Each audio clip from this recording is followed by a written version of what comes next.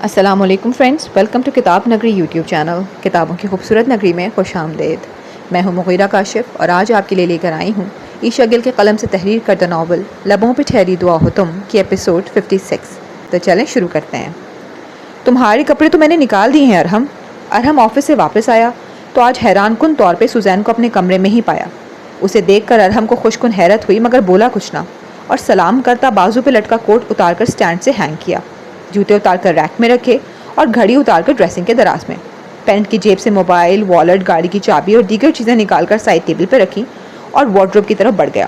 Suzanne خاموش بیٹھی اس کی معمول کی حرکات دیکھ رہی تھی، مگر جب وہ وارڈروب سے کپڑے نکالنے لگا تو بول اٹھی، خیریت ہے؟ کس خوشی میں؟ جہاں تک مجھے یاد ہے میں تو ایسا کوئی آرڈر دے کر نہیں گیا تھا۔ وہ دانستہ چونک کر بولا، تمہیں کہنے کی ضرورت ہی نہیں کیونکہ میں ہمیشہ بن کہے ہی تمہارے کپڑے نکال کر رکھ دیتی ہوں۔ وہ رسانیت سے جواب گو ہوئی، اچھا تو پھر پچھلے 1-1.5 مہینے سے مجھے باتھ روم میں کوئی کپڑے کیوں نظر نہیں آئے؟ مجھے میرے کپڑے خود کیوں نکالنے پڑ رہے تھے؟ وہ قصداً نہ سمجھی بھرے تاثرات لیے بولا تو سوزین شرمندگی سے نظریں چرا گئی۔ وہ چپ تھی مگر اس سے قبل کے کچھ بولتی کوئی شرمندگی بھرا جملہ، مگر ارہم بول اٹھا، یہ شرٹ تو میں نے تمہیں ان یوز کپڑوں میں رکھ دینے کا کہا تھا، کیا تم نے میرے پہننے کے لیے یہ نکالی ہے؟ Like seriously? ارہم ایک انگوری رنگ کی ٹی شرٹ لیے باتھ روم سے نکلا جس پہ نیلے رنگ کے کچھ دھبے سے تھے اور وہ نئے کپڑوں میں شمار نہیں ہو رہی تھی۔ یہ تو تمہاری پسندیدہ شرٹ میں سے ایک ہے نا، تو بس اسی لیے سوری، مجھے بھول گیا تھا۔ اسے یاد آیا کہ ارہم نے کوئی مہینہ قبل اسے یہ شرٹ پکڑاتے ہوئے کہا تھا کہ شاید کسی دوسری شرٹ کا رنگ اس پر چڑھ گیا ہے، اسے وارڈروب سے خارج کر دو، مگر وہ اس کا کچھ کہا یاد رکھتی تو کرتی نا، مگر اب اسے اپنی بے دھیانی پہ غصہ اور ندامت ہو رہی تھی۔ مجھے تو لگتا ہے تم مجھے بھی بھول ہی چکی ہو، آج نہ جانے کہاں سے یاد آ گیا میں۔ وہ اس کی ان بے دھیانیوں پہ اسے تعصب سے دیکھتا ہولے سے بڑبڑایا، مگر اتنا ہولے سے بھی نہیں کہ سوزین سن نہ پاتی۔ تم ایسا کیوں کہہ رہے ہو ارہم؟ تمہیں بھلا کیسے بھول سکتی ہوں میں؟ ارہم کی بات سے اسے تکلیف پہنچی تھی، تبھی تکلیف بھرے لہجے میں بولی، جب کوئی کسی کو حد سے زیادہ یاد رکھنے لگتا ہو تو دوسروں کو بھولنے لگتا ہے۔ اس نے وہی کپڑے جو وارڈروب میں واپس رکھ دیے تھے اب پھر سے نکالنے لگا۔ وہ کسی نہیں بلکہ بیٹی ہے ہماری، خالہ ہے وہ۔ اسے شاید برا لگا تھا تبھی تڑپ کر بولی، ہر وقت اسے اپنے پاس محسوس کرتی ہوں، یہ آنکھیں بس اسی کو تلاشتی ہیں، کوئی غیر نہیں، اپنی ہے وہ، کسی نہیں ہے وہ بلکہ خالہ ہے۔ ارہم کا خالہ کو کسی کہہ کر بات کرنا سوزین کو دکھ پہنچا گیا تھا۔ تلاش؟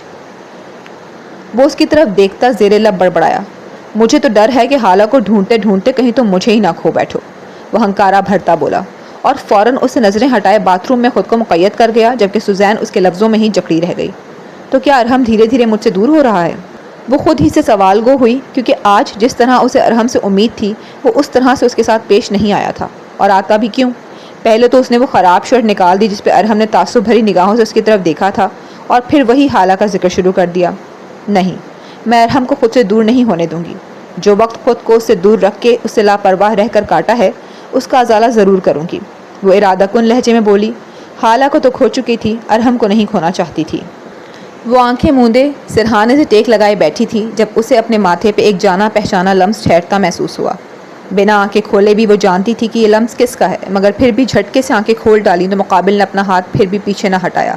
آپ؟ وہ لہجے میں ناگواری پیدا کرتی بولی۔ ہاں، اسے پیدا کرنی پڑی، ورنہ تو انہیں اپنے پاس فکر سے بھری نگاہیں لیے خود کو دیکھتا پا کر اس کا دل روئی میں ڈوبا تھا۔ اب کیسی طبیعت ہے تمہاری ایزل؟ سر درد کم ہوا تمہارا؟ وہ چاہا تو فکر میں ڈوبا لہجہ ایزل کو لمحے بھر کے لیے موم کر گیا۔ بولو نا ہنی، اب کیسا فیل کر رہی ہو؟ اس کی خاموشی پہ انہوں نے الفاظ بدل کر وہی سوال کیا اور اس کے زخمی ماتھے پہ بکھرے بالوں کو انگلیوں سے ہولے ہولے اس کے کانوں کے پیچھے ارسا۔ کیوں آئے ہیں یہاں؟ یوں تو دل پگھلا تھا ان کی اس محبت بھری فکر پہ، مگر پھر ساتھ ہی وہی تاثرات لیے اس نے آنے کا سبب بھی پوچھ ڈالا اور اپنے سر کو قدرے ایک طرف کیا کہ ان کا ہاتھ اس کے چہرے سے پھسل کر رہ گیا۔ تمہارے پاس آنے کے لیے مجھے کبھی بھی کوئی وجہ درکار نہیں رہی، بس دل کرتا ہے تو آ جاتا ہوں۔ وہ اس کے سر کے ایک طرف کرنے والی حرکت پہ بنا برا منہ بنائے دبا دبا سا مسکرا کر بولے، سارے مسئلے ہی اس دل کے ہیں، سارے فساد ہی اس کے پھیلائے ہوئے ہیں، نہ یہ دل ہوتا سینے میں اور نہ ہی کسی کے لیے دھڑک پاتا۔ وہ زخمی پن سے بولی، پچھتا رہی ہو مجھ سے محبت کر کے؟ آغا فارس نے اس کی ہلکی ہلکے تراوت میں بدلتی آنکھوں میں دیکھتے ہوئے قدرے سادہ پن سے پوچھا، نہ کوئی شکوہ نہ غصہ، بس ایک سادہ سا سوال تھا۔ پچھتاؤں بھی تو کیا، زندگی سے گزرے وقت کو خارج تو کرنے سے رہی۔ وہ پرحسرت لہجے میں بولی، کیوں ہے آرزو ماضی کے پلندوں سے اس وقت کو خارج کرنے کی جب تمہیں مجھ سے اور مجھے تم سے محبت ہوئی؟ انہوں نے بغور اس کی طرف دیکھتے ہوئے گلہ آمیز لہجے میں پوچھا۔ آرزو ہو نہ ہو ضرورت ضرور ہے. جن حالات کے بیچ میری زندگی ٹنگی ہوئی ہے ان حالات میری یادداشت کا کھو جانا ہی بہتر ہے. اور اس نے واقعی حسرت سے سوچا تھا کہ اگر مجھے موت نہیں آئی تو کم از کم میری یادداشت ہی چلی جاتی. ان حالات کو ہم مل کر بہتر بھی تو بنا سکتے ہیں نا ایزل. اب کہ وہ اس کے ہاتھ پہ اپنا ہاتھ رکھتے صلح جو لہجے میں بولے. سکتے ہیں نہیں، سکتے تھے، وہ بھی اس وقت جب میں نے چاہا، مگر آپ نے نہ چاہا. اب مجھے چاہ نہیں ہے تو بہتر ہے آپ بھی اپنی چاہ ختم کر دیں. وہ سفاکیت سے رخ پھیر گئی اور ان کے ہاتھ تلے سے اپنا ہاتھ نکال کر دونوں بازو سینے پہ باندھ گئی تاکہ دوبارہ وہ اس کا ہاتھ اپنے قید میں نہ لے سکیں. تمہارے لیے آسان ہے کہہ دینا، مگر میرے لیے کرنا بہت مشکل، بلکہ ناممکن. اب تو میری یہ چاہ تا عمر ختم نہیں ہوگی. میں اسے پورا ضرور کروں گا اور اس کے پورے ہونے پہ تم مجھ سے یوں ہاتھ چھپایا نہیں کرو گی. وہ اس کے چھپے ہوئے ہاتھوں کی طرف اشارہ کرتے مستحکم لہجے میں بولے. خوش فہمی ہے آپ کی. وہ وقت گیا جب میں آپ کے قدموں میں بچ جایا کرتی تھی. اب یہ ایزل آپ کو کبھی میسر نہیں آنے والی. وہ بیداغری سے گویا ہوئی. تم میری تب نہ ہوتی جب تم نہ ہوتی. خدا نے تمہیں زندگی دی ہے، اس کا مطلب سمجھتی ہو؟ اس کا مطلب یہ ہے کہ تمہارا ساتھ مجھ سے کبھی نہیں چھوٹ سکتا. اس نے شروع سے ہی تمہیں میرا بنا کر بھیجا تھا اور جب تم میری ہی ہو تو میں نے رب سے تڑپ تڑپ کر تمہیں واپس مانگ لیا. وہ پرمسرت مسکان لبوں پہ سجائے بولے تو ایزل چند لمحوں کے لیے ان کے لفظوں اور مسکراہٹ کو دیکھتی رہ گئی. یہ وہ مسکراہٹ تھی جس سے ایزل کو عشق تھا نہیں بلکہ اب بھی ہے. آپ کی ایزل تو تب ہی مر گئی تھی جب آپ نے اسے دھکے دے کر کمرے سے نکال باہر کیا تھا. آپ کی ایزل تو اسی بند دروازے کے پیچھے مر چکی ہے. میں نہیں ہوں آپ کی ایزل. سنا آپ نے؟ نہیں ہوں میں آپ کی اور نہ ہی کبھی ہونا چاہتی ہوں. اپنے دل و دماغ سے مجھے پانے کی ہر سوچ ہر خیال نکال دیں تو اچھا ہوگا آپ کے لیے. وہ ایک دم سے غصے میں آتی بولی تو آغا فارز وہیں دنگ رہ گئے. میری خطا کی مجھے سزا بھی تو مل چکی ہے. پوری رات تمہیں کھونے کا خوف کا کرب سہا میں نے اور اب تمہیں اس حال میں دیکھ کر بھی لمحہ لمحہ تڑپ اٹھتا ہوں. کیوں کیا تم نے ایسا؟ چپ چاپ موت کو گلے لگانے چلی گئیں. تمہیں اندازہ ہی نہیں کہ وہ منظر جب تم میری آنکھوں کے سامنے اس گاڑی کے سامنے جا رکی کتنا قیامت خیز تھا. مجھے لگا جیسے سانسیں تمہاری نہیں میری رک جائیں گی. اندازہ بھی ہے اس وقت تمہارے آغا پہ کیا قیامت گزری تھی؟ نہیں، تمہیں بالکل اندازہ نہیں. اگر ذرا سا بھی ہوتا تو تم یہ قدم کبھی اٹھاتی ہی نہ. جانتی ہو نا کہ مجھے نہیں آتا تمہارے بغیر رہنا، تو پھر کیوں کیا ایسا؟ بولو ایزل، کیوں چلی تھی ہمیں اتنی بڑی تکلیف سے نوازنے؟ وہ اس کی قمیض کا دامن مٹھی میں بھرتے شکوے اور تکلیف کی انتہا لیے سوال گو ہوئے. ایزل نے رخ پھیر کر اپنی نم ہوتی آنکھوں کو میچ کر اس نمی کو واپس دھکیلنا چاہا کیونکہ تکلیف میں تو اس وقت وہ بھی آ گئی تھی. سزا تو مجھے کل سے ہی مل رہی ہے اور کس قدر مل رہی ہے وہ بیان کرنے کو کچھ بھی کر لوں مگر الفاظ نہیں لا سکتا. وہ اذیت کے گھونٹ حلق سے اتارتے اس کا مڑا ہوا رخ دیکھتے بولے. ایزل کا دل نرم پڑ رہا تھا مگر وہ پڑنے نہیں دینا چاہتی تھی. تبھی بولی، مجھے وہ قدم اٹھانے پہ مجبور بھی تو آپ ہی نے کیا تھا، ورنہ کوئی بھی شوق سے موت کو گلے نہیں لگاتا. سوائے اپنا آپ ختم کرنے کے میرے پاس اور کوئی چارہ بھی تو نہیں تھا. وہ ان کی طرف دیکھتی طنزیہ لہجے میں بولی. اس پہ آغا فارز شرمندگی سے لب کاٹنے لگے. بھلے مجبوری میں کیا مگر کیا تو برا سلوک ہی تھا. مجبوری میں ہی صحیح مگر انکار تو کیا ہی تھا. رہی بات سزا کی تو وہ تو آپ کو اب ملے گی. کیا کہہ رہے تھے آپ؟ کہ آپ کو میرے بغیر رہنا نہیں آتا؟ ہاں. اس نے آخر میں ہاں والے انداز میں سر جھٹکا. رہنا تو اب آپ کو پڑے گا ہی، کیونکہ اب آپ چاہے لاکھ منت سماجت کر لیں، لاکھ دہائیاں دے لیں، مگر میں آپ کی ہرگز نہیں ہوں گی. سنا آپ نے؟ ہرگز نہیں. وہ چہرہ ان کے چہرے کے قریب لاتی دھیمے پن سے بولی مگر لہجے میں واضح پھنکار تھی. اس کا لہجہ، اس کے الفاظ آغا فارز کو سن کر گئے، خاص کر لہجہ. وہ اتنے اٹل پن سے کیوں کہہ رہی تھی؟ کیا واقعی مضبوط ارادہ باندھ لیا تھا ان سے قطع تعلق ہونے کا، یا پھر یہ صرف وقتی غصہ تھا؟ جو بھی تھا مگر ان کا دل اس خدشے سے بھر آیا کہ ایزل اگر واقعی ان کی نہ بنی تو، کیونکہ وہ تو اب ایزل کے ساتھ کے بنا کچھ بھی نہ تھے. اور پھر ایزل کو بھی تو اپنا ساتھ سونپنا تھا کہ اسے شدید ضرورت تھی ان کے ساتھ کی. پلیز ایزل، ایسے الفاظ تو منہ سے مت نکالو. میں مانتا ہوں کہ میں نے جو تمہیں تکالیف دی ہیں ان کا مداوع اتنا آسان نہیں. تمہارے دل کے زخموں کو بھرنے میں کچھ وقت لگے گا، مگر یوں مجھ سے جدائی کا اعلان تو مت کرو. مت کرو ایسا فیصلہ جو بعد میں میرے تو کیا خود تمہارے لیے بھی عذاب جان بن جائے. تم جس طرح سے بھی چاہتی ہو میں معافی مانگنے کو تیار ہوں، مگر پلیز ایسا مت کہو. ہاتھ نہیں جوڑے تھے مگر انداز ہاتھ جوڑنے والا ہی تھا. مگر ایزل نے پھر بھی اپنے تاثرات ڈھیلے نہ پڑنے دیے اور بولی، سہ لوں گی دل پر لگے سبھی زخم، مگر اب اس کا ساتھ نہیں چاہیے جو ہمیشہ میرے زخموں کا سبب بنا، جو ہمیشہ میرے زخموں کو سبب بنا. تھک چکی ہوں میں، اگر زندہ بچ گئی ہوں تو سکون سے جی لینے دیں مجھے. چلے جائیں میری زندگی سے. وہ ہاتھ جوڑتی بولی تو وہ اب کے اسے افسوس بھری نگاہوں سے دیکھ کر سوچتے رہ گئے کہ پاگل غصے اور تکلیف میں یہ تک نہیں سوچ رہی کہ اب سکون اکیلے رہنے میں نہیں بلکہ ان کا ساتھ پانے میں ہے، کیونکہ ایسا نہ کیا تو یہ دنیا اسے جینے نہیں دے. اس سے قبل کہ اس سچ کو وہ ایزل کے سامنے لفظوں کی زبان دیتے، انم دروازے پہ دستک دیتی اندر چلی آئی۔ وہ ادھ کھلے دروازے سے ان کی کتنی ہی باتیں سن چکی تھی اور اب اس لیے اندر چلی آئی تاکہ ایزل مزید فضول بولنے سے رک جائے۔ انم کے نزدیک یہ فضول اور غلط فیصلہ ہی تھا جو وہ کر رہی تھی۔ میں کھانا لے کر آئی تھی، ایزل کو کھانا کھلا کر دوائیاں بھی دینی ہیں۔ آغا فارس نے اس کی طرف دیکھا تو وہ نظریں جھکائے آنے کا مقصد بیان کرنے لگی۔ نظریں اس لیے نہیں اٹھا پا رہی تھی کہ اس شخص کو دیکھ کر سینے میں ہوک سی اٹھتی تھی، دل تکلیف سے بھر جاتا تھا۔ یہ وہ شخص تھا جس سے اس کا نکاح اس کی پوری مرضی و خوشی سے ہونے جا رہا تھا، مگر قسمت نے پلٹا کھا کر اس شخص کو اپنے اندر سے نکال باہر کیا۔ اب بھلا کب تھے وہ اس کی قسمت میں، اور اس بات کا دکھ تو اسے بہت ہوتا تھا۔ ابھی بھی آغا فارس کو دیکھ کر اس کے زخم ہرے ہو گئے، آنکھیں نم تھیں، اٹھاتی تو دونوں دیکھ لیتے ان میں ٹھہرے آنسو۔ کیا یہ کھانا میں ایزل کو، آپ یہاں سے چلے ہی جائیں، یہی بہتر ہے۔ وہ جو انم سے کھانے کی ٹرے مانگ کر ایزل کو اپنے ہاتھوں سے کھلانے کا ارادہ رکھتے تھے، ایزل کے جھٹ کچ خلقی سے یہاں سے چلے جانے کی بات پہ وہیں لب روک گئے، ایک دھک بھری آہ خارج کی اور اٹھ کھڑے ہوئے، مگر اٹھ کر کمرے سے نکلے نہیں، بلکہ انم کے روبرو جا رکے جو آگے بڑھنے کو تھی، مگر انہیں اپنی طرف آتا دیکھ وہیں رک گئی۔ سمجھ نہیں آ رہا کیا بولوں۔ وہ جینز کی جیب میں دونوں ہاتھ اٹھ سے نظریں انم کے درد بھرے چہرے پہ ٹکائے الجھن میں گھرے بولے، مت بولیے گا کچھ بھی، جو جہاں تھا وہیں ختم ہو گیا، کچھ بھی بول کر میرے زخموں کو مزید مت کرے دیے گا۔ اس نے دل ہی دل میں ان سے چپ رہنے کی فریاد کی، مگر وہ بول اٹھے، سمجھ نہیں آ رہا کہ کیسے معافی مانگوں اس رویے کی جس کی ایک منگیتر ہونے کی حیثیت سے تم حقدار نہیں تھی۔ وہ رشتہ جڑنے کے بعد اسے جس طرح نظر انداز کرتے آئے اس کی انہوں نے معافی مانگی، جبکہ بنتی نہیں تھی، کیونکہ جب وہ اسے محبت کرتے ہی نہیں تھے تو پھر اپنے لفظوں سے اسے کوئی امید کیوں کر دلاتے۔ وہ پشیمان اس سے اس کے سامنے کھڑے معافی مانگ رہے تھے، اور انم کو تو ان سے کوئی گلہ رہا ہی نہیں تھا، کسی معافی کی طلب تھی ہی نہیں، کیونکہ وہ سمجھ چکی تھی کہ جو شخص پہلے سے ہی کسی اور کا ہو وہ کسی دوسرے کا کیوں کر بنے گا۔ وہ تو الٹا خود شرمندہ تھی ان سے، کیونکہ وہ سب جان چکے تھے۔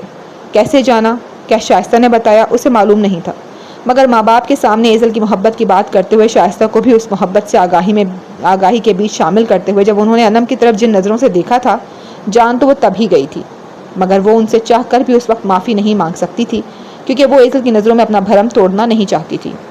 میں نہیں چاہتا تھا کہ ایسا ہو جائے، سب کی عزت کی خاطر راضی بیٹھا تھا، تمہارا بھی دل نہیں توڑنا چاہتا تھا، مگر ٹوٹ گیا۔ آئی ایم سوری انم، نہ صرف اس کے لیے بلکہ ہر اس تکلیف کے لیے جو میری وجہ سے تمہاری ذات کو پہنچی۔ وہ صرف بناوٹی نہیں بلکہ دلی معافی مانگ رہے تھے، حالانکہ اس نکاح کے نہ ہونے میں ان کا ہاتھ نہیں تھا، وہ تو راضی بیٹھے تھے۔ ان گلے شکموں اور معافی تلافیوں کو کوئی فائدہ نہیں، پیچھے مڑ کر نہیں دیکھنا چاہتی میں نے قبول کر لیا کہ یہی سب تھا میری قسمت میں، اور جب قبول کر لیا تو پھر کسی کی ذات سے کوئی شکوہ بھی کیوں رکھنا۔ اس نے نظریں اب بھی نہیں ملائی تھیں آغا فارس سے، پیچھے چپ بیٹھی ایزل ان دونوں کو سن رہی تھی۔ تکلیف تو اسے بھی تھی اور شرمندہ بھی تھی۔ اچھا ہی ہے نا کہ عین نکاح کے وقت ہی ہماری راہیں جدا ہو گئیں، بلکہ یہ راہیں ایک تھیں ہی کب۔ وہ آنکھ میں ٹھہری نمی کو سختی سے آنکھیں میچ کر واپس دھکیلتی بولی، جبکہ آغا فارس اور ایزل سے اس کی یہ بھرائی ہوئی آنکھیں چھپی ہوئی ہرگز نہ تھیں۔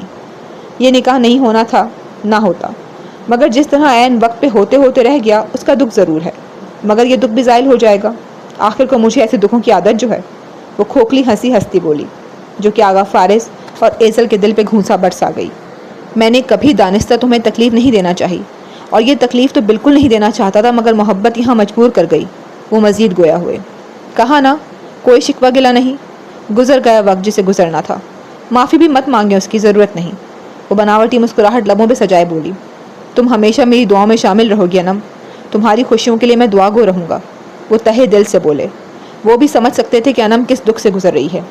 کوئی غم نہیں، جو میرا نصیب ہے وہ مجھے مل جائے گا، کب ملے گا یہ نہیں جانتی، ہاں مگر دعاؤں کی مجھے ہمیشہ ضرورت رہے گی، کیونکہ مزید غم اٹھانے کی سکت نہیں ہے۔ مسکراہٹ تو ابھی بھی تھی، مگر آنکھوں میں درد کی چمک دوڑی تھی۔ اس وقت آغا فارس نے حسرت سے سوچا کہ کاش حارث شادی کے بندھن میں نہ بندھا ہوتا تو وہ اسے انم کا ہاتھ تھما دیتے، کیونکہ اگر وہ اس کا نصیب بنتا تو خوشیاں واقعی اس کی خالی زندگی کو بھر دیتی۔ کہتے ہیں جو ہوتا ہے اچھے کے لیے ہوتا ہے، آپ سے اتنا بڑا گناہ نہ ہوا ہوتا تو آج ہمارا نکاح ہو چکا ہوتا، نہ آپ خوش ہوتے، نہ میں، اور نہ ہی ایزل۔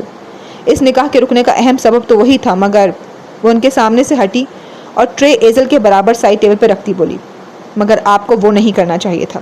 مجھے آپ سے ایسی امید نہیں تھی، بلکہ کسی کو بھی نہیں تھی۔ ایزل کے معاملے میں ہم نے سب سے زیادہ اعتبار آپ پہ کیا تھا، مگر آپ کی اس ایک حرکت نے سب کا اعتبار توڑ کر رکھ دیا۔ آپ نے خود کو سب کی نظروں میں خود ہی گرایا ہے۔ اب واپس وہ اعتبار کیسے حاصل کریں گے میں نہیں جانتی، میں صرف اتنا جانتی ہوں کہ ہمیں جس پہ سب سے زیادہ مان تھا اس نے اپنی ایک حرکت سے ہمارے اسمان کو بری طرح سے رونٹ ڈالا۔ میں آپ سے بات کر رہی ہوں، اس کا مطلب یہ نہیں کہ مجھے آپ کے کیے پہ کوئی غصہ نہیں۔ میں بھی آپ سے باقی سب کی طرح ہی خفا ہوں، مگر باقیوں کی طرح میں یہ نہیں چاہتی کہ آپ دونوں سے آپ کی خوشیاں چھین لی جائیں۔ میں چاہتی ہوں آپ دونوں اب جلد از جلد ایک ہو جائیں، ورنہ یہ دنیا میری بہن کو جینے نہیں دے گی۔ وہ پہلے آغا فارس کو غصے اور پھر ایزل کو ترہم بھری نگاہوں سے دیکھتی بولی، جس پہ آغا فارس شرم سے نظریں چکا گئے تو ایزل وہ رات یاد آنے پہ تکلیف سے رخ پھیر گئی، مگر سب اس کی خوشیاں چھیننا چاہتے ہیں اس بات کو وہ سمجھ نہیں پائی تھی۔ مجھے خود سے یہ امید نہیں تھی کہ میں اتنا گر سکتا ہوں۔ میں تم سب سے جتنا بھی شرمسار ہوں اتنا کم ہے۔ وہ انم اور ایزل دونوں سے شرمسار ہوتے بولے۔ شرمساری نہیں چاہیے، آپ کا ساتھ چاہیے، وہ بھی ایزل کے لیے۔ وہ ان کی شرمندگی کو وہیں روکتی بولی، مگر مجھے کسی کا ساتھ نہیں چاہیے آپی۔ اس سے قبل کہ آغا فارس لب کھولتے، ایزل تلخی اور خفگی سے بول اٹھی، میں تو اب اپنا آپ قربان کر کے بھی ایزل کو ہر مصیبت سے نکالنے کو تیار ہوں، دل و جان سے ظاہر ہوں اپنی جان کے لیے، بس تم اسے سمجھاؤ، میری تو ایک نہیں سننا چاہتی۔ وہ ایزل کی جانب محبت بھری نگاہوں سے دیکھتے ہوئے بولے تو ایزل نے سختی سے لب بھینچے اور نخوت سے ناک سکیڑ گئی۔ آغا فارس کا دل پھر سے دکھا تھا اس کے انکار پہ۔ سمجھ کی تو اسے واقعی ضرورت ہے۔ خیر، مجھے ایزل کو کھانا کھلانا ہے، آپ چاہیں تو بیٹھ جائیں ورنہ جا سکتے ہیں۔ اس نے ساری باتیں یہیں ختم کی، جانتی تھی وہ نہیں بیٹھیں گے۔ میں بعد میں آؤں گا، تم میری ایزل کا خیال رکھو بس، جانتی ہو نا اس سے بڑھ کر کچھ نہیں ہے میرے لیے۔ جانے سے قبل وہ ایک پیار بھری نگاہ ایزل پہ ڈال کر گئے تو ایزل مانتی نہ مانتی، مگر دل ہی دل میں اچھا لگا تھا اسے، مگر غصہ ہنوز برقرار تھا چہرے پہ۔ کیوں کر رہی ہو ایسا؟ چھوڑ دو یہ بے وقوفی کی باتیں۔ انم اس کے پاس سٹول پہ آ بیٹھی۔ بے وقوف تو پہلے تھی آپی۔ اسے اپنا ہر بار آغا فارس سے محبت کی بھیک مانگنا یاد آیا اور ہر بار خالی ہاتھ رہنا بھی یاد آیا۔ جس طرح وہ تڑپی تھی ویسے ہی اب آغا فارس بھی تڑپ رہے تھے، کیونکہ اس کا ساتھ مانگنے کی باری اب ان کی تھی۔ میں نے کہا نا کہ جو گزر گیا اس کو لے کر دکھی ہونے اور پچھتانے کا کوئی فائدہ نہیں، آگے کا سوچو۔ انم کا لہجہ منت بھرا تھا۔ آپ بھول سکتی ہیں آپی، مجھ سے نہیں بھولا جاتا وہ وقت جب میں نے گڑ گڑا کر ان سے ان کا ساتھ مانگا، مگر انہوں نے بری طرح سے مجھے دھتکار دیا، اپنی مجبوریوں کو سوچا، میرا نہیں۔ وہ کرب سے گویا ہوئی۔ میں بتانا چاہتی تھی انہیں کہ میں کیا مجبوری لے کر آئی ہوں ان کے پاس، مگر انہوں نے میری ایک نہ سنی۔ میں کبھی بھی آپ کو ان سے دور کرنے کا نہ سوچتی، مگر ایسا نہ کرتی تو چار زندگیاں برباد ہو جاتی۔ پہلے بھی اسی لیے ان کا ساتھ مانگتی رہی، کیونکہ جانتی تھی کہ وہ آپ سے محبت نہیں کرتے۔ اگر آپ سے رشتہ ان کی خوشی ہوتا تو میں کبھی بھی ان سے اپنی محبت کی بھیک نہ مانگتی، ان کی خوشی کو اہم جانتی۔ اور بہت بار میں نے واقعی خاموشی اختیار کر لی یہ سوچ کر کہ آپ خوش ہیں، مجھے آپ کی خوشیوں میں رکاوٹ نہیں بننا چاہیے، مگر جب انہوں نے مجھ سے اظہار محبت کیا تب میں سب بھول گئی، اور جب مجھ پر اتنا بڑا انکشاف ہوا تو میرے لیے ان کے پاس ان کے ساتھ کے سوا کوئی راہ نہیں بچتی تھی۔ مجھے معاف کر دیں آپی، میں نے کبھی دل سے نہیں چاہا کہ آپ خوشیوں سے محروم ہو جائیں۔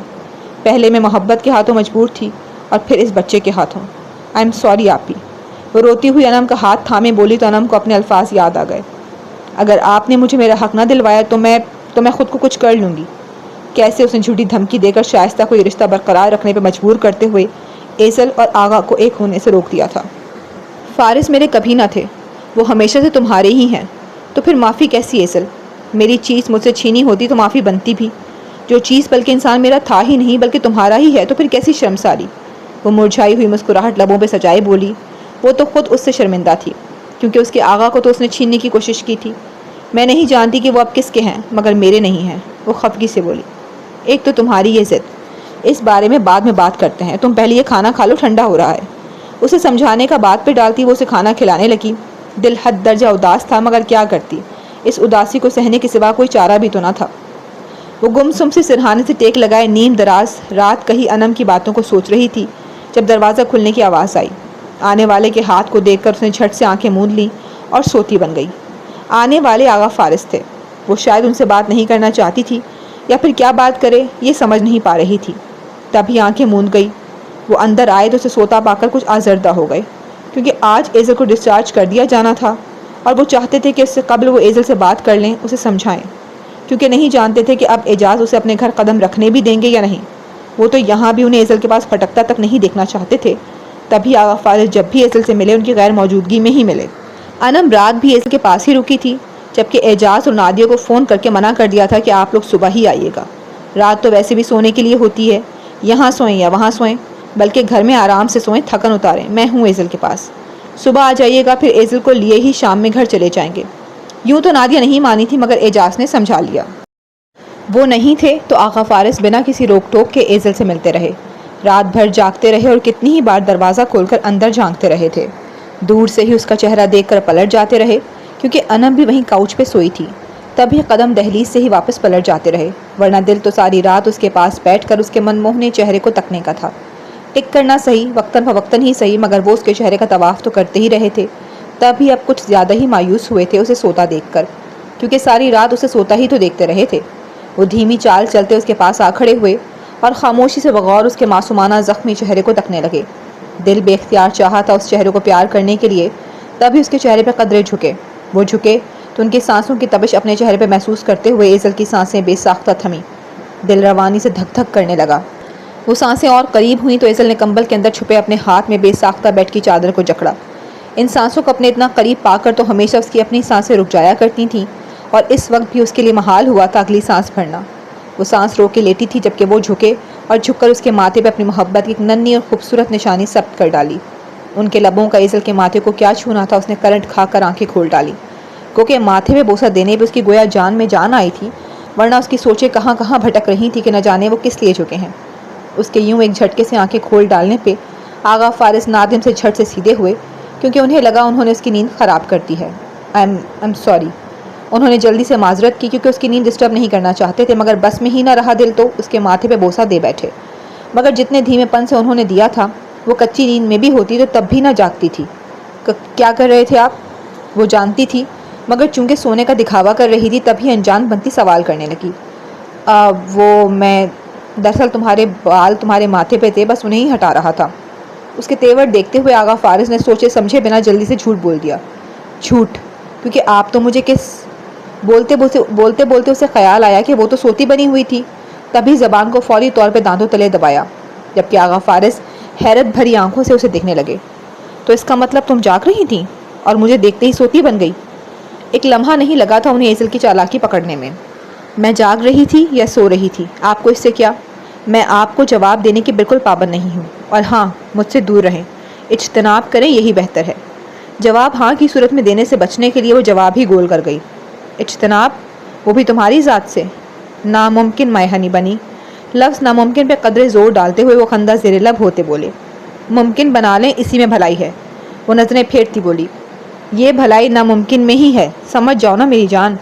وہ اب کے اس کے پاس ہی بیڈ پر بیٹھتے اس کے ہاتھ کی تیسری انگلی کو چھوتے منانے والے انداز میں بولے، سمجھ جاتی اگر جو میں واقعی آپ کی جان ہوتی، اور اگر جو مجھے اس ناممکن رکھنا ہوتا۔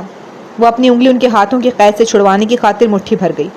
لاکھ انکار کر لو مگر حقیقت یہی ہے کہ تم کل بھی میری جان تھی، آج بھی میری جان ہو، بلکہ وہ جو ننھی جان تمہارے اندر پل رہی ہے نا، وہ بھی میری جان ہے۔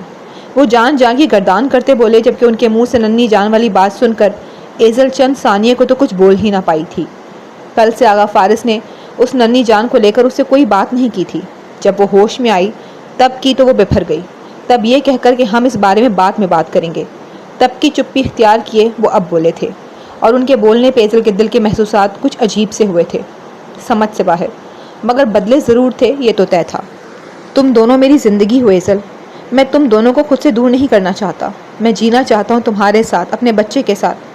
اس کی بند مٹھی کو کھول کر اس کی انگلیوں کو اپنی انگلیوں میں پیوست کرتے وہ اس پہ چپ میں جکڑنے والا سیر پھونکتے بولے، میں تمہارے پاس رہنا چاہتا ہوں، اور تم مجھے خود سے دور کرنے پر تلی ہوئی ہو۔ یہ مجھ پر ہی نہیں بلکہ خود پر بھی ظلم ہے ایزل، انفیکٹ ہمارے بچے پر بھی۔ ہمارا نہیں تو کم از کم ہمارے بچے کا ہی سوچ لو، اس کا بھلا کیا قصور اس سب میں؟ میرے انکار اور برے سلوک کی سزا اس ننھی جان کو تو مت دو۔ وہ اس کے کمبل میں چھپے پیٹ کی جانب آنکھوں سے اشارہ کرتے بولے، تو ایزل ان کے دل کو لگتی باتوں پہ خاموش سامے بنی رہی، مگر پھر کچھ خیال آنے پر بولی، بہت پچھتا رہے ہیں نا آپ اپنے اس برے رویے اور انکار پہ؟ اس روز میری فریادیں سن لی ہوتی، وہ سب نہ کیا ہوتا تو اس برے سلوک کی بھی نوبت نہ آتی، بلکہ میرے یہاں ہونے کی نوبت بھی نہ آتی۔ وہ ذکر کر کے پھر سے انہیں وہ ظالم رات یاد کروا گئی جس کے سبب ہی آج وہ اس حال میں تھی، جس کے سبب ہی سب کچھ ہو رہا تھا۔ ان کی انگلیوں میں پیوست اپنا ہاتھ وہ کوشش کے باوجود بھی چھڑوا نہیں پائی تھی۔ اس رات کے لیے بھی تو دن رات پچھتا ہی رہا ہوں۔ میرے ساتھ کی حامی بھر کر میرے ان سبھی پچھتاووں میں کچھ تو کمی کر دو ایزل۔ یوں تو تم میری ہی ہو، مگر ایک بار قانونی طور پہ میرا بننے کی رضامندی دے دو، پھر دیکھنا زندگی بھر تمہیں اتنی خوشیاں دوں گا کہ تم مجھ سے جڑے تمام شکوے گلے بھول جاؤ گی، یاد رکھو گی تو بس ہمارے پیار کو، بلکہ بے تحاشا پیار کو۔ میں ساری عمر تمہیں اپنے دل و گھر کی ملکہ بنا کر رکھوں گا، کیونکہ میری ایزل ہے ہی اسی قابل۔ وہ پہلے تو گزارشانہ اور پھر یقین بھرے لہجے میں بولے، یہ صرف کتابی باتیں ہیں، کوئی کسی کو گھر اور دل کی ملکہ بنا کر نہیں رکھتا، خاص کر آپ جیسے مرد۔ وہ آشفتگی سے بولی، مجھ جیسے مرد سے کیا مراد ہے تمہاری؟ وہ ماتھے پہ ناسمجھی کی شکنے لیے بولے، آپ جیسے سے میری مراد وہ مرد ہیں جو محبت نبھانا جانتے ہی نہ ہوں۔ وہ تلخ و تندی سے بولی، مجھے ان مردوں میں شمار مت کرو ایزل، میں اپنی محبت کو نبھانا اچھے سے جانتا ہوں۔ ہاں کچھ مجبوریاں رہی تھیں جن کے سبب بھاڑ میں گئیں آپ کی مجبوریاں۔ وہ ایک دم سے انہیں ٹوکتی چلا اٹھی۔ جب وہ مجبوریوں کی بات کرتے تھے ایزل کا دماغ پھٹنے لگتا تھا۔ تنگ آ گئی تھی وہ ان کی مجبوریوں سے۔ آپ کی ان مجبوریوں نے ہی آج مجھے اس حال میں پہنچایا ہے۔ اگر یہ بچہ بیچ میں نہ آتا تو آپ تو ابھی بھی میری طرف نہ لوٹتے۔ اب چونکہ سب پہ سب کچھ ظاہر ہو چکا ہے تو مجھے پانے کی راہ آپ پہ آسان ہو گئی، ورنہ تو آپ اب بھی میرے آگے ہاتھ جوڑے اپنی مجبوریاں ہی میرے گوش گزار کر رہے ہوتے۔ وہ بدگمان نہ تھی، وہ شاید اپنے اندر کی بھڑاس نکال رہی تھی۔ ان کے منہ سے لفظ مجبوری سن کر اس کا دماغ پھٹنے لگتا تھا۔ نہیں یاد کرنا چاہتی تھی وہ اس وقت کو جب وہ ان کے قدموں میں بیٹھ کر ان کے ساتھ کی بھیک مانگتی رہی۔ نہیں یاد کرنا چاہتی تھی مگر پھر بھی بھول نہیں پا رہی تھی۔ تم ایسا سمجھتی ہو مجھے؟ وہ حق دق سے اسے دیکھے گئے۔ تمہیں لگتا ہے کہ میں تمہارا ساتھ محض اس بچے کے سبب چاہ رہا ہوں؟ وہ صدمے میں ڈوبی آواز میں بولے، کیا تم نہیں جانتی کہ میرے لیے تم سے بڑھ کر کچھ بھی نہیں ہے، یہ بچہ بھی نہیں؟ وہ اس کے دونوں بازوؤں کو سختی سے ہاتھوں میں بھرتے یقین دلانے والے انداز میں بولے تو وہ ان کی اونچی آواز پر لب بستہ ہی رہ گئی۔ میرے لیے سب کچھ تمہارے بعد ہے، سنا تم نے؟ تم سب سے پہلے ہو میرے لیے۔ اس کے چہرے پہ چہرہ جھکائے وہ گویا اپنے الفاظ اس کے کانوں میں انڈیلتے بولے، جبکہ ایزل ان کی نزدیکیوں پہ سن بیٹھی تھی۔ چھوڑے مجھے، دور ہٹے مجھ سے۔ وہ منمناتی آواز میں بولی کہ ان کی نزدیکیوں پہ جان نکلنے لگتی تھی اس کی، اور پھر وہ ان کے اس رعب سے خوف بھی تو کھانے لگی تھی۔ وہ پیار سے بے بسی سے بات کرتے تو وہ نڈر بن کر جو منہ میں آتا بول جاتی تھی، بدتمیزیوں پہ اتر آتی تھی، مگر جب وہ غصے میں آتے تو اس کی زبان گنگ ہو جاتی تھی، اور اس وقت بھی وہ گنگ ہو چکی تھی۔ نہ چھوڑوں تو کیا کر لو گی تم؟ کچھ نہیں کر سکتی ایزل، یا پھر کر سکتی ہو؟ کروا سکتی ہو خود کو مجھ سے آزاد؟ بولو، کروا سکتی ہو؟ وہ اس پہ اپنی گرفت مزید سخت کرتے بولے، اور تب ہی اد کھلا دروازہ مزید کھل گیا۔ اس کا باپ ابھی زندہ ہے، اسے تم جیسے گھٹیا انسان سے رہائی دلوانے کے لیے۔ عقب سے ایک رعب دار آواز اٹھی جس پہ آغا فارس کرنٹ کھا کر مڑے۔ ایزل بھی اپنی جگہ اچھل کر رہ گئی، کیونکہ سامنے اس کا باپ کھڑا تھا، چہرے پہ اشتعال لیے۔ نہ صرف وہ بلکہ نادیہ، شائستہ اور انم بھی ان کے پیچھے ہی کمرے میں داخل ہوئی تھیں۔ خبردار جو تم نے اپنے بےہودگی بھرے ہاتھوں سے میری بیٹی کو چھوا بھی تو۔ وہ ایزل کے بازوؤں پہ ڈھیلے پڑتے ان کے لمس کو دیکھتے خبردار کرتے بولے تو آغا فارس نے ایک نظر اپنے ہاتھوں کو دیکھا اور پھر انہیں ہٹاتے اٹھ کھڑے ہوئے۔ کیا کر رہے تھے تم؟ بولو، کیا کر رہے تھے؟ ایک بار اس کی عزت کی دھجیاں اڑا کر سکون نہیں ملا جو پھر سے چلے آئے ہو اس کے پاس؟ پھر سے ہو گئی شروع تمہاری وہی حرکتیں؟ وہ آگے بڑھے اور آغا فارس کو گریبان سے دبوچ لیا۔ ایزل تو حیرت سے مزید کھلتی آنکھیں لیے بے ساختہ کھلتے منہ پہ ہاتھ رکھ گئی۔ اس نے بھلا کب دیکھا تھا اپنے باپ کو اس روپ میں، وہ بھی آغا فارس کے ساتھ؟ آنکھوں دیکھے پہ یقین نہیں آ رہا تھا۔ باپ کا آغا فارس کے گریبان کو پکڑنا اسے حق دق کر گیا۔ مامو جان، میں تو بس ایزل سے بات بند کرو اپنی بکواس، بات زبان سے ہوتی ہے ہاتھوں سے نہیں۔ وہ جو اپنی صفائی میں بولنے کو تھے اعجاز تیش میں آتے انہیں بیچ میں ہی ٹوک گئے۔ شائستہ چپ کھڑی تھی، ایک بار بھی نہ بول پائیں کہ چھوڑ دو اسے، کیونکہ جو الفاظ انہوں نے کمرے میں داخل ہوتے ہوئے سنے تھے اس کے بعد۔ اور کیا کہہ رہے تھے تم کہ چھوڑو گے نہیں ایزل کو؟ اسے تنہا پا کر کمزور سمجھ رہے تھے کہ کوئی نہیں ہے تو اس بات کا فائدہ لوگے؟ شرم نہیں آتی ذلیل انسان؟ اعجاز کے غصے میں اور بھی اضافہ ہوا۔ وہ آغا فارس کے لفظوں سے غلط سمجھ بیٹھے تھے۔ وہ مزید جھٹکے دے کر ان کا گریبان جھنجھوڑنے لگے تو ایزل بے ساختہ بول اٹھی، بابا پلیز انہیں چھوڑ دیں، یہ صرف بات کر رہے تھے، ایسا کچھ نہیں ہے جیسا آپ سمجھ رہے تھے۔ آخر کو وہی ڈھال بنی تھی ان کی۔ آغا فارس کے دل کو اس کے بول اٹھنے سے ٹھنڈک ملی تھی۔ سب خاموش کھڑے تھے، کوئی بھی نہیں بولا تھا سوائے ایزل کے، حتیٰ کہ ان کی ماں بھی نہیں۔ اس پہ وہ مان نہ کرتے تو اور کیا کرتے؟ ایزل کے ان کی ڈھال بننے پہ اعجاز کو یکدم کچھ یاد آیا۔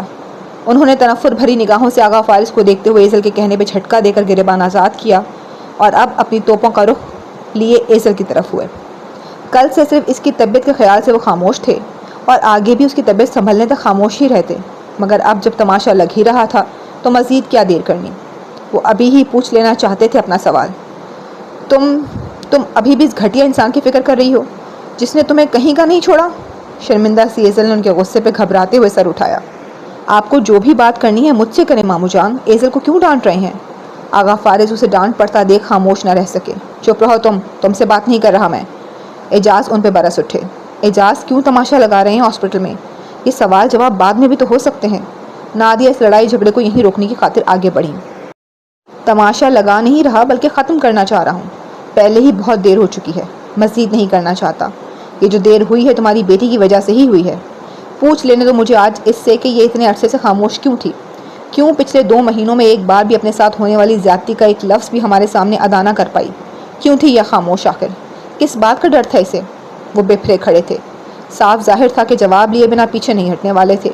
جبکہ ان کا سوال سن کر ایزل نے بے ساختہ تھوک نکلا۔ کیا بتاتی کہ وہ کیوں خاموش تھی؟ کل تو درد سے پھٹتے سر کے سبب وہ اس سوال سے چھٹکارا پا گئی تھی، مگر اب کیسے پاتی؟ زیادتی؟ وہ زیر لب بڑبڑائی۔ دماغ پہ ہتھوڑے برسے تھے کہ کیا واقعی اس کے ساتھ زیادتی ہوئی تھی؟ ہاں ہوئی تھی، مگر کیا وہ مکمل طور پہ صرف زیادتی ہی کہلاتی؟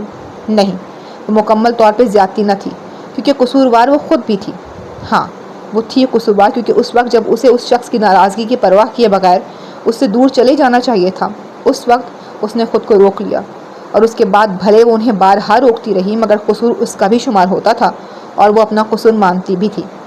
لفظ زیادتی پہ وہ سوچ میں گھر جاتی تھی کہ زیادتی تو وہ ہوتی ہے جس میں وکٹم کی مرضی شامل نہ ہو۔ ہاں اس کی شامل نہیں تھی، مگر اس نے ایک غلطی کر کے خود کو ان کے پاس روک کے اس لفظ کو بدل ڈالا تھا۔ بولو ایزل، جواب دو مجھے کہ جو کچھ بھی ہوا اسے بتانے میں شرم محسوس کرتی تھی، ہمارے رد عمل سے ڈرتی تھی، یا پھر پر آ کر وہ رکے اور آغا فارس کی طرف خونخوار نگاہوں سے دیکھا۔ ایزل کے پاس کھڑے اس سے سوال کرتے ہوئے اس کے باپ کم تھانے دار زیادہ لگ رہے تھے، جن سے اسے بہت خوف محسوس ہو رہا تھا، یا پھر اس شخص کے کرتوتوں پہ پردہ ڈالنا چاہ رہی تھی تاکہ اس کا مقام ہماری نظروں میں برقرار رہے۔ بولو کیا تھی وجہ؟ اور وجہ ہی تو وہ بتا نہیں پا رہی تھی۔ جھوٹ وہ بولنا نہیں چاہتی تھی اور سچ اس سے بولا نہیں جا رہا تھا۔ کیا بتاتی کہ اس کے ساتھ سراسر زیادتی نہیں ہوئی، وہ بھی تو قصوروار ہے؟ تو پھر کیسے سارا قصور اس شخص پہ ڈال کر اسے گھر والوں کی نظر میں برا بنا کر خود پاک باز بن جاتی؟ کیسے بتاتی ہے ہاں یہ بھی سچ ہے کہ وہ اس شخص کی عزت رکھنا چاہتی تھی؟ کیسے بتاتی کہ یہ بات بتانے لائق تھی ہی کب؟ آج شاید اس کا امتحان تھا، بلکہ امتحان تو تب ہی سے وہ دے رہی تھی جب سے وہ اس شخص سے محبت کر بیٹھی تھی جس کی محبت نے اسے ہمیشہ ہی تڑپایا تھا۔ میں کچھ نہیں جانتی، آپ کو یہ حقیقت چھپانی ہی پڑے گی، کیونکہ اگر یہ آپ کی آنکھوں سے ذرا سی بھی عیاں ہوئی تو پھر یہ آنکھیں مجھے دیکھنے کا حق ہمیشہ کے لیے کھو دیں گی۔ یہ بات آپ یاد رکھیے گا۔ آغا فارس کو دی اپنی دھمکی اسے یاد آئی۔ شائستہ کی نظروں میں ان کا مقام اونچا رکھنے کے لیے کیسے اس نے انہیں سچ بتانے سے روک دیا تھا۔ جب اس وقت انہیں اتنی بڑی دھمکی لگا کر شائستہ کے آگے سچ کھولنے سے روک دیا تھا تو پھر اب خود کیسے سب کے سامنے سچ بیان کر دیتی؟ یوں تو سچ معلوم ہو چکا تھا، مگر جو معاملہ اس جواب کا تھا وہ اس معاملے سے کچھ مختلف نہ تھا۔ وہ سوال کر رہے تھے اور وہ چپ بیٹھی ہاتھ مسل رہی تھی تو لب کاٹ رہی تھی۔ آنکھوں میں ٹھہرے ہوئے تھے اور سب کی نظریں اس پہ ٹکی ہوئی تھیں۔ شاید سب ہی اس کے جواب کے منتظر تھے، خاص کر آغا فارس، جو خود بھی کنفیوز تھے کہ ایزل نے کیا صرف ان کی عزت برقرار رکھنے کو یہ سب چھپایا؟ کیا اپنی محبت کی لاج رکھی، یا پھر اپنے ساتھ ہوئی زیادتی بتانے سے ڈرتی تھی، شرم محسوس کرتی تھی؟ ان تینوں وجوہات میں سے کون سی ایسی وجہ تھی جو اسے پچھلے 2 مہینوں سے چپ رکھے ہوئے تھی، یا پھر تینوں ہی وجوہات تھیں؟ میں تم سے کچھ پوچھ رہا ہوں، سچ سچ جواب دو کہ کیا تم ہمیں بتانے پہ شرم محسوس کرتی تھی، یا پھر اس کی وجہ سے؟ ہاں انہی کی وجہ سے خاموش تھی میں، صرف انہی کی وجہ سے۔ وہ بھی اب کے خاموش نہ رہ پائی اور بول اٹھی، جبکہ اس کے جواب پہ سوال کرنے والے کو حیرت کا جھٹکا لگا۔ ایک مان تھا، ایک امید تھی جو ٹوٹ گئی، جبکہ اس شخص نے چاہت سے لبریز آنکھوں سے اپنی محبت کو دیکھا تھا، جو اپنی نہیں بلکہ ان کی خاطر اپنے ساتھ ہوئی زیادتی پہ لب بستہ رہی تھی۔ شائستہ کو تو پہلے ہی اسی جواب کی امید تھی اور انم کو بھی اندازہ تھا، مگر نادیہ بھی اعجاز ہی کی طرح حیران ہوئی تھی کہ ان کی بیٹی اپنے ساتھ غلط کرنے والے کا ہی احساس کرتی رہی۔ مت کہیں صرف انہیں غلط، مت کہیں صرف انہیں برا، کیونکہ بری آپ کی بیٹی بھی ہے، غلط آپ کی ایزل بھی ہے، آپ کی بیٹی بھی قصوروار ہے۔ جو وہ کیا بتانے والی تھی؟ کیا یہ کہ غلط وہ بھی ہے جو اس شخص کی محبت میں خود کو بے بس کر گئی؟ مگر وہ بول نہ سکی، کیونکہ آغا فارس نے بروقت اس کا ہاتھ پکڑ کے آنکھوں ہی آنکھوں میں اس سے منت کی کہ وہ کچھ بھی ایسا نہ بولے جس کے بعد وہ اپنے ماں باپ کی نظروں میں گر جائے۔ وہ اپنے اوپر اٹھی انگلی تو برداشت کر سکتے تھے، مگر ایزل کے اوپر ہرگز نہیں۔ ان کے نزدیک وہ پاگل پن کرنے جا رہی تھی، کیونکہ وہ اس کے کردار کو سب کی نظروں میں مظلوم و معصوم ظاہر کرتے آئے تھے، مگر وہ ان کی سب باتوں کو جھٹلانے کے چکروں میں تھی۔ خدا را کچھ بھی ایسا مت بولنا جس کے بعد ماموں بولنے کے قابل نہ رہیں۔ انہوں نے آنکھوں ہی آنکھوں میں التجا کی، وہ ساری زندگی بھی اس کے کردار کو معصوم ثابت کرنے کے لیے سب کے سامنے کھڑے ہو سکتے تھے، مگر وہ چپ رہ کر انہیں اس قابل چھوڑے تو صحیح۔ بولو، کیا بولنے والی تھی تم؟ کیا کیا ہے تم نے؟ کیوں غلط ٹھہرا رہی ہو خود کو؟ بولو۔ وہ جو بولتے بولتے چپ رہ گئی، اور خاص کر آغا فارس کا اس کا ہاتھ تھام کر اسے بولنے سے روکنا اعجاز نے بھی دیکھا، تبھی مزید سختی سے پوچھا۔ ہاں میں غلط ہوں، آپ سب کی قصوروار ہوں، کیونکہ میں نے آپ سے سب کچھ چھپایا۔ آئی ایم سوری بابا۔ حیرت کا مجسمہ بنے خود کو تکتے باپ کو دیکھتے ہوئے اس نے جلدی سے معافی مانگی، اور وہ بتا ہی نہ سکی جو بتانے سے آغا فارس نے اسے روک ڈالا تھا۔ آج وہ بتا دینا چاہتی تھی کہ سارا قصور اس شخص کا نہیں ہے، آپ کی بیٹی بھی خطاوار ہے، مگر اسے التجا کر کے روک دیا گیا، اور وہ التجا تھی ہی ایسی کہ واقعی اگر اس کا باپ بولنے کے قابل نہ رہتا تو وہ کیا کرتی؟ وہ اپنا آپ ان کی نظروں میں کیسے گرا لیتی؟ کیا کہا؟ سوری؟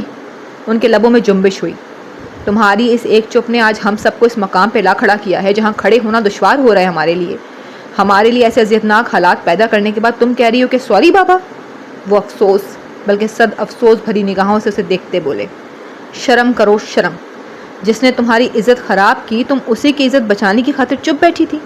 اس جواب کی امید نہیں تھی مجھے تم سے۔ وہ اسے شرم دلاتے اس پہ پھنکارے۔ وہ شرمسار تھی، مگر کیا کرتی؟ اتنی بھیانک حقیقت کیسے کھول دیتی اپنے ماں باپ پہ؟ کیسے نہ بچاؤں بابا؟ پھپھو نے ٹھیک کہا تھا، تالی ایک ہاتھ سے نہیں بچتی، ان کے ساتھ ساتھ شاید میں نے خود کو بھی بچایا ہے، وہ دل ہی دل میں بولی۔ میں کیا کرتی بابا؟ ان پہ آپ کا جو فخر تھا، آپ کا جو غرور تھا، جو مان تھا، وہ کیسے توڑ دیتی؟ بچپن سے ان کا جو مقام آپ سب کی نظروں میں دیکھتی آئی تھی، اس مقام سے انہیں گرتا کیسے دیکھتی؟ آپ سے آپ کا بیٹا اور ان سے ان کے سب سے انمول رشتے کیسے چھین لیتی؟ اور پھر محبت بھی تو کرتی تھی ان سے، بس اسی محبت کی خاطر چپ رہ گئی۔ میں سمجھ سکتی ہوں آپ میری وجہ سے کتنی تکلیف میں ہیں، مگر پلیز آپ مجھے معاف کر دیں۔ اس نے روتے ہوئے ہاتھ جوڑے تو آغا فارس کا جی کیا کہ اس کے جڑے ہاتھوں کو اپنے ہاتھوں میں بھر کر کھول دیں، مگر چاہ کر بھی مداخلت نہیں کر سکتے تھے کہ اعجاز پہلے ہی بھڑکے کھڑے تھے۔ صرف انہی پہ نہیں بلکہ خود پہ برقرار ان کا مان بھی وہ نہیں توڑنا چاہتی تھی۔ وہ ہاتھ جوڑے معافی مانگ رہی تھی جبکہ اعجاز اس کے ایک لفظ پہ اٹک کر پرسوچ نگاہوں سے اسے دیکھے گئے۔ میں نے تم سے کہا تھا کہ اگر تمہاری چپ اس شخص کے سبب ہوئی تو میں تمہیں بھی برابر کا قصوروار مانوں گا، اور تم برابر کی قصوروار ہو بھی، مگر پھر بھی میں تمہیں معاف کرنے کو تیار ہوں۔ وہ بولے تو ایزل کا چہرہ اس لمحے بے ساختہ امڑ آنے والی خوشی سے چمکا، مگر اس کے اگلے سوال پہ وہ خوشی اگلے ہی لمحے ماند پڑ گئی، بصورت اس کے کہ تم میرے اس سوال کا سچ سچ جواب دو۔ تم نے ابھی کہا کہ محبت کرتی تھی، انہوں نے لفظ تھی پہ قدرے زور دیا۔ کرتی تھی یا کرتی ہو، دونوں میں سے ایک کا انتخاب کرو۔ ایک اور سوال، ایک اور امتحان، ایک پل کی خوشی، اس کے بعد پھر وہی کٹہرا جس میں وہ مجرم بنی باپ کے روبرو تھی۔ یہ سوال نہ صرف ایزل کے لیے بلکہ آغا فارس کے لیے بھی ایک امتحان ہی تھا۔ ان کی سماعتیں، ان کی نگاہیں بس ایزل پہ ہی لگی ہوئی تھیں۔ وہ اگر ایک بار بھی ان کی طرف دیکھتی تو وہ آنکھوں ہی آنکھوں میں منت کر ڈالتے کہ پلیز اس محبت سے پیچھے مت ہٹنا، مت کہنا کہ اب تمہیں مجھ سے محبت نہیں۔ مگر وہ ان کی طرف دیکھ کہاں رہی تھی؟ وہ تو انم کی طرف دیکھ رہی تھی، جو آنکھوں ہی آنکھوں میں اسے ایک اشارہ کر رہی تھی، اور وہ اشارہ صرف ایزل ہی سمجھ سکتی تھی۔ بولو، محبت تھی یا محبت ہے؟ اگر تھی تو بات یہی ختم ہو جاتی ہے، اور اگر ہے تو بھی میرے پاس تمہاری معافی کی گنجائش باقی بچتی ہے۔ انہوں نے اپنا سوال دہرایا مگر اس بار لفظوں کا اضافہ کیا۔ تو یعنی اگر وہ ہاں کرتی ہے پھر بھی معافی مل سکتی تھی؟ اگر ایسا تھا تو پھر یہ سوال پوچھ ہی کیوں رہے تھے جب دونوں صورتوں میں معافی تھی ہی؟ محبت کبھی ختم نہیں ہوتی بابا۔ اس نے ہاں کی، نہ ہی نہ، مگر اس کا جواب سب کو بتلا گیا کہ محبت وہ آج بھی ان سے اتنی ہی کرتی ہے جتنی کہ پہلے۔ آغا فارس کا دل بے ساختہ مسکرایا تھا۔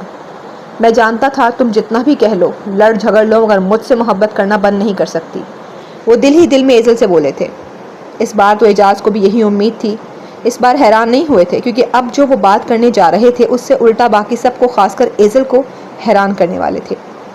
میں تمہارے سچ چھپانے بلکہ اس شخص کی خاطر چھپانے پہ بھی تمہیں معاف کر دوں گا۔ تمہیں اتنا سب ہونے کے بعد بھی اس گھٹیا انسان سے محبت ہے، اس پر بھی معاف کر دوں گا، لیکن اگر تم اب بھی اس کا ساتھ چاہتی ہو تو پھر میں تمہیں کبھی معاف نہیں کروں گا۔ غصے سے تو وہ پہلے ہی بھرے کھڑے تھے، مگر اب تو ظالم بھی بن گئے تھے۔ یہ آپ کیا کہہ رہے ہیں ماموں؟ یہ کیسی شرطیں باندھ رہے ہیں اسے معاف کرنے کی؟ میں نے آپ سے کہا نا کہ ایزل بے قصور ہے۔ اس نے کیوں سچ چھپایا، کس لیے چھپایا، ان باتوں کو فراموش کر کے پلیز اسے معاف کر بھی دیں۔ اس بات پہ بھی وہ نہ بولتے تو پھر کس بات پہ بولتے؟ ہاں بابا، آپ مصلحتاً کیوں نہیں سوچتے؟ ان دونوں کا ساتھ وقت کی ضرورت ہے۔ کب سے چپ کھڑی انم بھی بولی تھی، چپ رہو تم دونوں۔ کیا صحیح ہے کیا غلط مجھے سمجھانے کی ضرورت نہیں. مصلحت کی بات کر رہی ہو تو میں نے سوچ رکھا ہے کہ اس ذلت کو کیسے چھپانا ہے، مگر اس گھٹیا انسان کو اپنا داماد میں کسی صورت نہیں بناؤں گا. وہ آغا فارس کی جانب دیکھتے زہر خند لہجے میں بولے، مگر کہہ انم سے رہے تھے، جبکہ ایزل تو ان لفظوں میں جکڑے ہوئے تھی کہ اگر وہ آغا فارس کا انتخاب کرتی ہے تو اسے معافی نہیں ملے گی، اور اس کا باپ انہیں اپنا داماد کسی صورت. بہت مان ہے نا تمہیں اس پر، تو اب دیکھتے ہیں کہ تمہارا یہ مان ٹوٹتا ہے یا برقرار رہتا ہے. بولو ایزل، جس نے تمہیں تکلیف پہنچائی، تمہاری عزت تک کو رون ڈالا، کہ تمہیں چاہیے وہ شخص. وہ آغا فارس سے کہنے کے بعد ایزل سے بولے، جو یوں بیٹھی تھی جیسے کوئی فیصلہ نہ کر پا رہی ہو. ایک طرف ماں باپ تھے تو ایک طرف وہ شخص جس کے بچے کو وہ اپنی کوکھ میں رکھے ہوئے تھی. وہ تو آغا فارس اور گھر والوں کے انتخاب کے بیچ اٹکی ہی ہوئی تھی، جبکہ آغا فارس بھی سانسیں روکے دل تھامے کھڑے تھے. کل سے اب تک جس قدر ایزل کی مخالفت دیکھ چکے تھے، اتنا سمجھانے کے باوجود بھی جب اس کی سوئی ان سے دوری پہ ہی اٹکی ہوئی تھی، تو پھر کیسے وہ اس وقت ریلیکس اور پر یقین ہوتے. ان کی تو گویا جان پہ بنائی تھی کہ اگر ایزل نے ان کے ساتھ سے انکار کر دیا تو. اعجاز مان کی بات کر رہے تھے، جبکہ یہ مان تو ان کا ایزل نے کل ہی توڑ کے رکھ دیا تھا. سکتے ہیں نہیں، سکتے تھے، وہ بھی اس وقت جب میں نے چاہا مگر آپ نے نہ چاہا. اب مجھے چاہ نہیں ہے تو بہتر ہے آپ بھی اپنی چاہ ختم کر دیں. کیسے بے رخی سے وہ بولی تھی. خوش فہمی ہے آپ کی. وہ وقت گیا جب میں آپ کے قدموں میں بچ جایا کرتی تھی، اب یہ ایزل آپ کو کبھی میسر نہیں آنے والی. کیسی سفاکیت تھی اس کے لہجے میں. تو کیا وہ واقعی انہیں میسر نہیں آئے گی؟ کیا واقعی ان سے ان کا بننے کا حق چھین لے گی؟ وہ اسی سوچ میں گھرے ہوئے تھے. اتنی معافیوں اتنی گزارشوں کے بعد بھی وہ نہیں مانی تھی. ان کا بننے سے انکار کر دیا تھا تو کیا سب کے سامنے بھی اس کا یہ انکار برقرار رہے گا؟ یہ ایک بہت بڑا سوال نشان تھا ان کے لیے. تمہیں آج انتخاب کرنا پڑے گا کہ تمہیں یہ شخص چاہیے یا پھر ہماری معافی. وہ معافی جس کے لیے تم ہاتھ جوڑ رہی ہو، اس کی اہمیت زیادہ ہے یا پھر اس شخص کی؟ یہ تمہیں آج مجھ پہ ظاہر کرنا پڑے گا ایزل. وہ پتھر کی گڑیا بنے ایزل کو دیکھتے پوچھ رہے تھے، جو بالکل حرکت نہیں کر پا رہی تھی. بس سر جھکائے، نگاہیں اپنے ہاتھوں پہ گاڑے، لب بستہ بیٹھی تھی. وہ کیا سوچ رہی تھی، کیا جواب بن رہی تھی، کوئی نہیں جان پا رہا تھا. اور وہ اس وقت کس کرب سے گزر رہی تھی، یہ بھی کوئی نہیں جانتا تھا. آغا فارس کا تو اس وقت رواں رواں کان بن چکا تھا کہ اگر ایزل دل میں بھی جواب دیں تو کاش وہ سن لے. نہیں ہوں میں آپ کی، اور نہ ہی کبھی ہونا چاہتی ہوں. اپنے دل و دماغ سے مجھے پانے کی ہر سوچ ہر خیال نکال دیں تو اچھا ہوگا آپ کے لیے. رہی بات سزا کی تو وہ تو آپ کو اب ملے گی. کیا کہہ رہے تھے آپ؟ کیا آپ کو میرے بغیر رہنا نہیں آتا؟ ہاں، رہنا تو اب آپ کو پڑے گا ہی، کیونکہ اب آپ چاہے لاکھ منت سماجت کر لیں، لاکھ دہائیاں دے لیں، مگر میں آپ کی ہرگز نہیں ہوں گی. سنا آپ نے؟ ہرگز نہیں. اس کا قطعی لہجے میں انکار، بلکہ ہر صورت میں انکار ہی ہے. یہ الفاظ جب سماعتوں میں گونجے تو ان کے کانوں میں چبھن اور آنکھوں میں مرچیں سی جل اٹھیں. خدا کے لیے ایزل، میرے ساتھ سے انکار مت کرنا. قسمت نے ہمیں یہ آخری موقع دیا ہے، اسے اپنے ہی ہاتھوں سے مت گنوانا. مت گھونٹنا اپنی اور میری چاہت کا گلا. خدا کے لیے اپنے انکار کو اقرار میں بدل لو. پلیز ایزل، اپنی نا کو آج ہاں بنا دو. وہ تڑپ کر بولے تھے، اور یہ تڑپ نامعلوم ایزل کے دل تک پہنچی بھی تھی یا نہیں. بلکہ نہیں، اگر تم نے انکار کر دیا تو مجبوراً مجھے زبردستی تم سے نکاح پڑھوانا پڑے گا، کیونکہ اب یہ فارس تمہیں کسی صورت تنہا نہیں چھوڑے گا. انہوں نے کھڑے کھڑے یہ تک سوچ ڈالا تھا کہ اگر وہ انکار کرے گی تو بھی وہ اس کے انکار کو اس بار اہمیت نہیں دیں گے. نکاح تو اب انہیں ہر صورت کرنا تھا. بھلے اپنوں کو مزید خفا کر لیتے، مگر وہ چاہتے تھے کہ ایسی نوبت نہ ہی آئے. وہ چاہتے تھے کہ ایزل ان کے ساتھ کی حامی بھر لے اور اس کی رضا سے سب ہو، کیونکہ وہ اسے بھی مزید تکلیف نہیں دینا چاہتے تھے. مگر ابھی تو چپ رہ کر ایزل انہیں تکلیف دے رہی تھی. اعجاز جو مان کی بات کر رہے تھے، آغا فارس انہیں کیا بتاتے کہ ان کی بیٹی تو انہیں کل سے ہزاروں بار ان کے منہ پہ انکار مار چکی ہے، کہہ چکی ہے کہ نہیں چاہیے ان کا ساتھ، نہیں رہنا چاہتی ان کے ساتھ. مگر پھر کیوں وہ ابھی تک یہاں کھڑے تھے؟ کس امید پہ کھڑے تھے کہ ایزل ماں باپ کو چھوڑ کر ان کا انتخاب کر لے گی؟ سہ لوں گی دل پہ لگے سبھی زخم، مگر اب اس کا ساتھ نہیں چاہیے جو ہمیشہ میرے زخموں کا سبب بنا. تھک چکی ہوں میں، اب اگر زندہ بچ گئی ہوں تو سکون سے جی لینے دیں مجھے. چلے جائیں میری زندگی سے. نہیں تھی ہمت ان میں اس کی زندگی سے جانے کی. آخر اب تک کیوں خاموش بیٹھی ہو؟ جواب کیوں نہیں دیتی؟ کیوں نہیں بتاتی کہ تمہیں اپنے ماں باپ چاہیے ہیں یا یہ شخص؟ کیوں نہیں کر پا رہی اس کا ہی اپنے ماں باپ کا انتخاب؟ اس کی خاموشی اعجاز اور آغا فارس دونوں کی تکلیف اور خدشات میں اضافہ کی جا رہی تھی. بولو، کس کے ساتھ گزارنا چاہتی ہو اپنی آگے کی زندگی؟ ہمارے ساتھ یا اس کے ساتھ؟ کیونکہ اگر ہمارے ساتھ رہو گی تو اس آدمی سے تمہیں اپنا ہر تعلق توڑنا پڑے گا. مڑ کر کبھی تم اس کی طرف نہیں دیکھو گی، چاہے کچھ بھی ہو جائے. دونوں محبت کرنے والوں کا دل بیک وقت تڑپ اٹھا تھا اعجاز کی اس شرط پہ. اس نے بے ساختہ ہوتی نظروں سے آغا فارس کی طرف دیکھا، جن کی آنکھوں میں فریاد تھی، گزارش تھی کہ خدارا میرا انتخاب کر لو۔ التجا کرتی آنکھیں تھیں ان کی کہ اب کی بار جو ہم جدا ہوئے تو دوبارہ کبھی ایک نہیں ہو پائیں گے، اس لیے ساری عمر کے لیے محبت سے محرومی مت چننا۔ مگر وہ فوراً سے نظریں ہٹا گئی تو آغا فارس اپنی جگہ مبہوت ہی رہ گئے۔ ان کا دماغ چلا اٹھا کہ جو ایک لمحے سے زیادہ دیر کے لیے بھی تم سے نظریں تک نہیں ملا پائی تھی، وہ تمہارے ساتھ ساری عمر گزارنے کا فیصلہ کیسے کر لے گی؟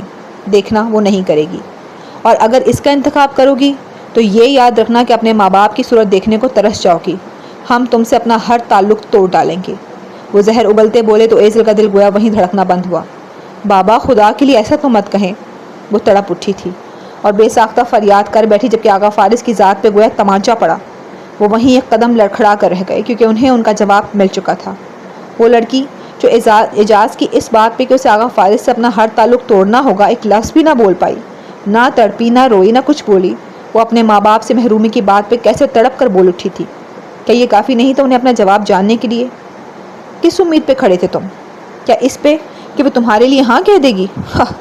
کتنے بھولے ہو! ارے پاگل، اگر اسے تمہارا ساتھ چاہیے ہوتا تو وہ ایک لمحہ بھی نہ لگاتی تمہارا انتخاب کرنے میں۔ چلو لمحے سے زیادہ ہی صحیح، مگر اتنی دیر تو بالکل بھی نہ لگاتی۔ سچ تو یہی ہے کہ وہ ہار چکی ہے اپنے گھر والوں کی محبت کے آگے۔ دماغ ان پہ ہنسا تھا اور وہ اندر ہی اندر رو اٹھے تھے اپنے ٹھکرائے جانے پر۔ کل سے وہ اسے منا رہے تھے اور انہیں لگتا تھا کہ وہ شاید غصہ ہے تبھی انکار پہ ڈٹی ہے، غصہ اترے گا تو مان جائے گی، مگر نہیں۔ جہاں جذبات کے ساتھ فیصلہ کرنا تھا وہاں ان کے جذبات ایزل کے آگے ہار گئے اور اپنوں کے جذبات جیت گئے۔ وہ تہی دامہ اور خالی ہاتھ رہ گئے۔ تو آخر تمہارے ماں باپ کی محبت میری محبت کے آگے بازی لے گئی۔ وہ آنکھوں میں اترتے آنسوؤں کو آنکھیں مسل کر واپس دھکیل گئے۔ اگر اتنی ہی تڑپ ہے ہمارے ساتھ کی تو کر دو اسے انکار، بول دو اسے کہ نہیں ضرورت تمہیں اس کی، کہہ دو کہ تم آج ابھی اسی وقت اس سے اپنا ہر تعلق توڑتی ہو۔ اصل آزمائش تو اب شروع ہوئی تھی ایزل کی۔ لفظوں کے اصل پہاڑ تو اب ٹوٹے تھے اسے، کیونکہ یہ پہاڑ اسے آغا فارس کے وجود پہ گرانے کا بھی کہا گیا تھا۔ کیوں کھڑے ہو اب تک یہاں؟ ایک بار پھر اس کے منہ سے اپنے لیے انکار سننے کی خاطر؟ اپنی محبت کی اس کے لفظوں سے دھجیاں اڑتا دیکھنے کی خاطر؟ مان کیوں نہیں لیتے کہ جس طرح تم اپنی ماں کی محبت کے آگے ہار گئے تھے اور ایزل سے ملنے سے رخ اور ان کے فیصلے پر سر جھکا دیا تھا، اسی طرح وہ بھی ہار گئی ہے اپنے ماں باپ کی محبت کے آگے۔ وہ بھی تم سے اپنا ہر تعلق توڑ کر ہمیشہ کے لیے تم سے ملنے سے انکاری ہو جائے گی اور باپ کے فیصلے پر سر جھکا دے گی۔ دماغ صحیح کہہ رہا تھا یا انہیں بھڑکا رہا تھا، یہ وہ نہیں جانتے تھے۔ ہاں یہ ضرور جانتے تھے کہ وہ بھی یہی سوچ رہے ہیں۔ ساری امیدیں ٹوٹنے کے بعد بھی ایک آخری امید تو کہیں نہ کہیں پہ صحیح سلامت بچ ہی جاتی، اور ان کے دل میں بھی ایک ہلکی سی، بالکل ہلکی سی امید جاگی تھی کہ ممکن ہے ایزل کا فیصلہ ان کے حق میں ہو جائے۔ بس اسی امید کی خاطر وہ جانے کا ارادہ کرنے کے باوجود بھی جا نہیں پائے تھے۔ وہ ایزل کو دیکھ رہے تھے جس نے نظریں گھما کر انم کی طرف دیکھا تھا، اور انم ایسا کیا کہہ رہی تھی جو صرف پہلے بھی ایزل ہی جان پائی اور اب بھی ایزل ہی۔ اگر اتنی ہی تڑپ ہے ہمارے ساتھ کی تو کر دو اسے انکار، بول دو اسے کہ نہیں ضرورت تمہیں اس کی، کہہ دو کہ تم آج ابھی اسی وقت اس سے اپنا ہر تعلق توڑتی ہو۔ یہ سوال ایک بار پھر بیک وقت ایزل اور آغا فارس کی سماعتوں میں گونجا تھا۔ ایزل نے انم کی آنکھوں میں دیکھا اور پھر آنکھیں ایک دم زور سے میچ کر کھولنے کے بعد آخر کار دو میں سے ایک کا انتخاب کرتی اپنا فیصلہ سنانے کو بول ہی اٹھی۔ میں یعنی ایزل۔ نظریں جھکی ہوئی تھیں اور لب رک رک کر جنبش کر رہے تھے۔ آج آغا فارس کی سانسیں ہر گزرتے لمحے کے ساتھ تھم رہی تھیں۔ ابھی یہ وہ کیا بولنے جا رہی تھی؟ یہ تو وہ باپ کے کہے الفاظ دہرانے جا رہی تھی۔ نہیں، وہ ایسا نہیں کر سکتی تھی۔ انم اور آغا فارس نے ہکا بکا صورت لیے پھٹی پھٹی آنکھوں کے ساتھ اس کی طرف دیکھا جو ان کی طرف دیکھ ہی نہیں رہی تھی، بس سر جھکائے رک رک کر سوچ سوچ کر بولے جا رہی تھی۔ اسی وقت آغا فارس کے دماغ پہ ہتھوڑے برس اٹھے اور وجود پہ کوڑے، انکار کے کوڑے، ہمیشہ ہمیشہ کے لیے ایزل اور اپنے بچے سے محرومی کے کوڑے، محبت کو تاعمر کے لیے کھو دینے کے کوڑے۔ اس سے زیادہ وہ نہیں سن سکتے تھے، نہیں سن سکتے تھے وہ انکار جو ممکن تھا ان کی جان کو آ جاتا۔ وہ ہلے، اپنے وجود کو جنبش دی اور خود کو اس کے جان لیوا لفظوں سے بچانے کی خاطر بھاری ہوتے قدموں کو بمشکل اٹھائے بلکہ گھسیٹتے چل پڑے۔ خبردار، خبردار، جو آپ نے مجھے ذرا سا بھی چھوا تو کھو چکے ہیں آپ مجھے چھونے کا حق، بلکہ آپ مجھ پہ اپنے سبھی حق کھو چکے ہیں۔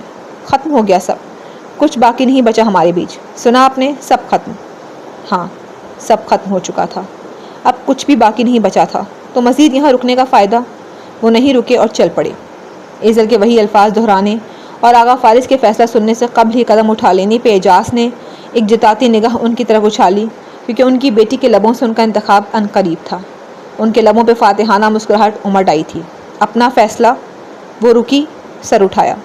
جاتے ہوئے آغا فارس کی پشت کو دھندلاتی بصارت لیے دیکھا اور لبوں پہ ٹھہرے آنسو کو پیتی آخرکار بول ہی اٹھی، آغا کے حق میں دیتی ہوں۔ اور یہاں اعجاز کو لگا جیسے کمرے کی چھت ان کے سر پہ آ گری ہو۔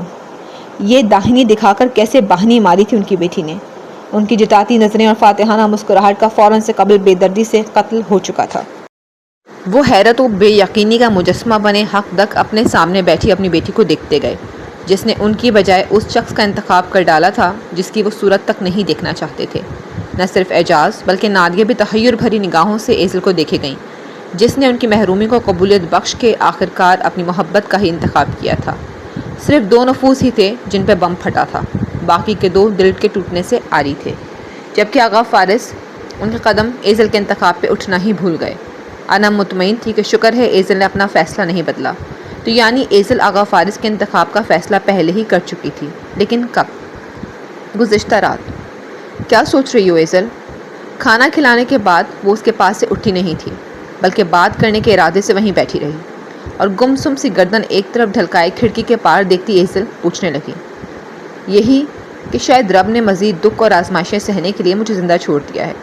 وہ اس طرف سے بنا نظریں ہٹائے بولی، کیسی بات کر رہی ہو ایزل؟ شکر ادا کرو اللہ نے تمہیں زندگی دی، نہ صرف تمہیں بلکہ تمہارے…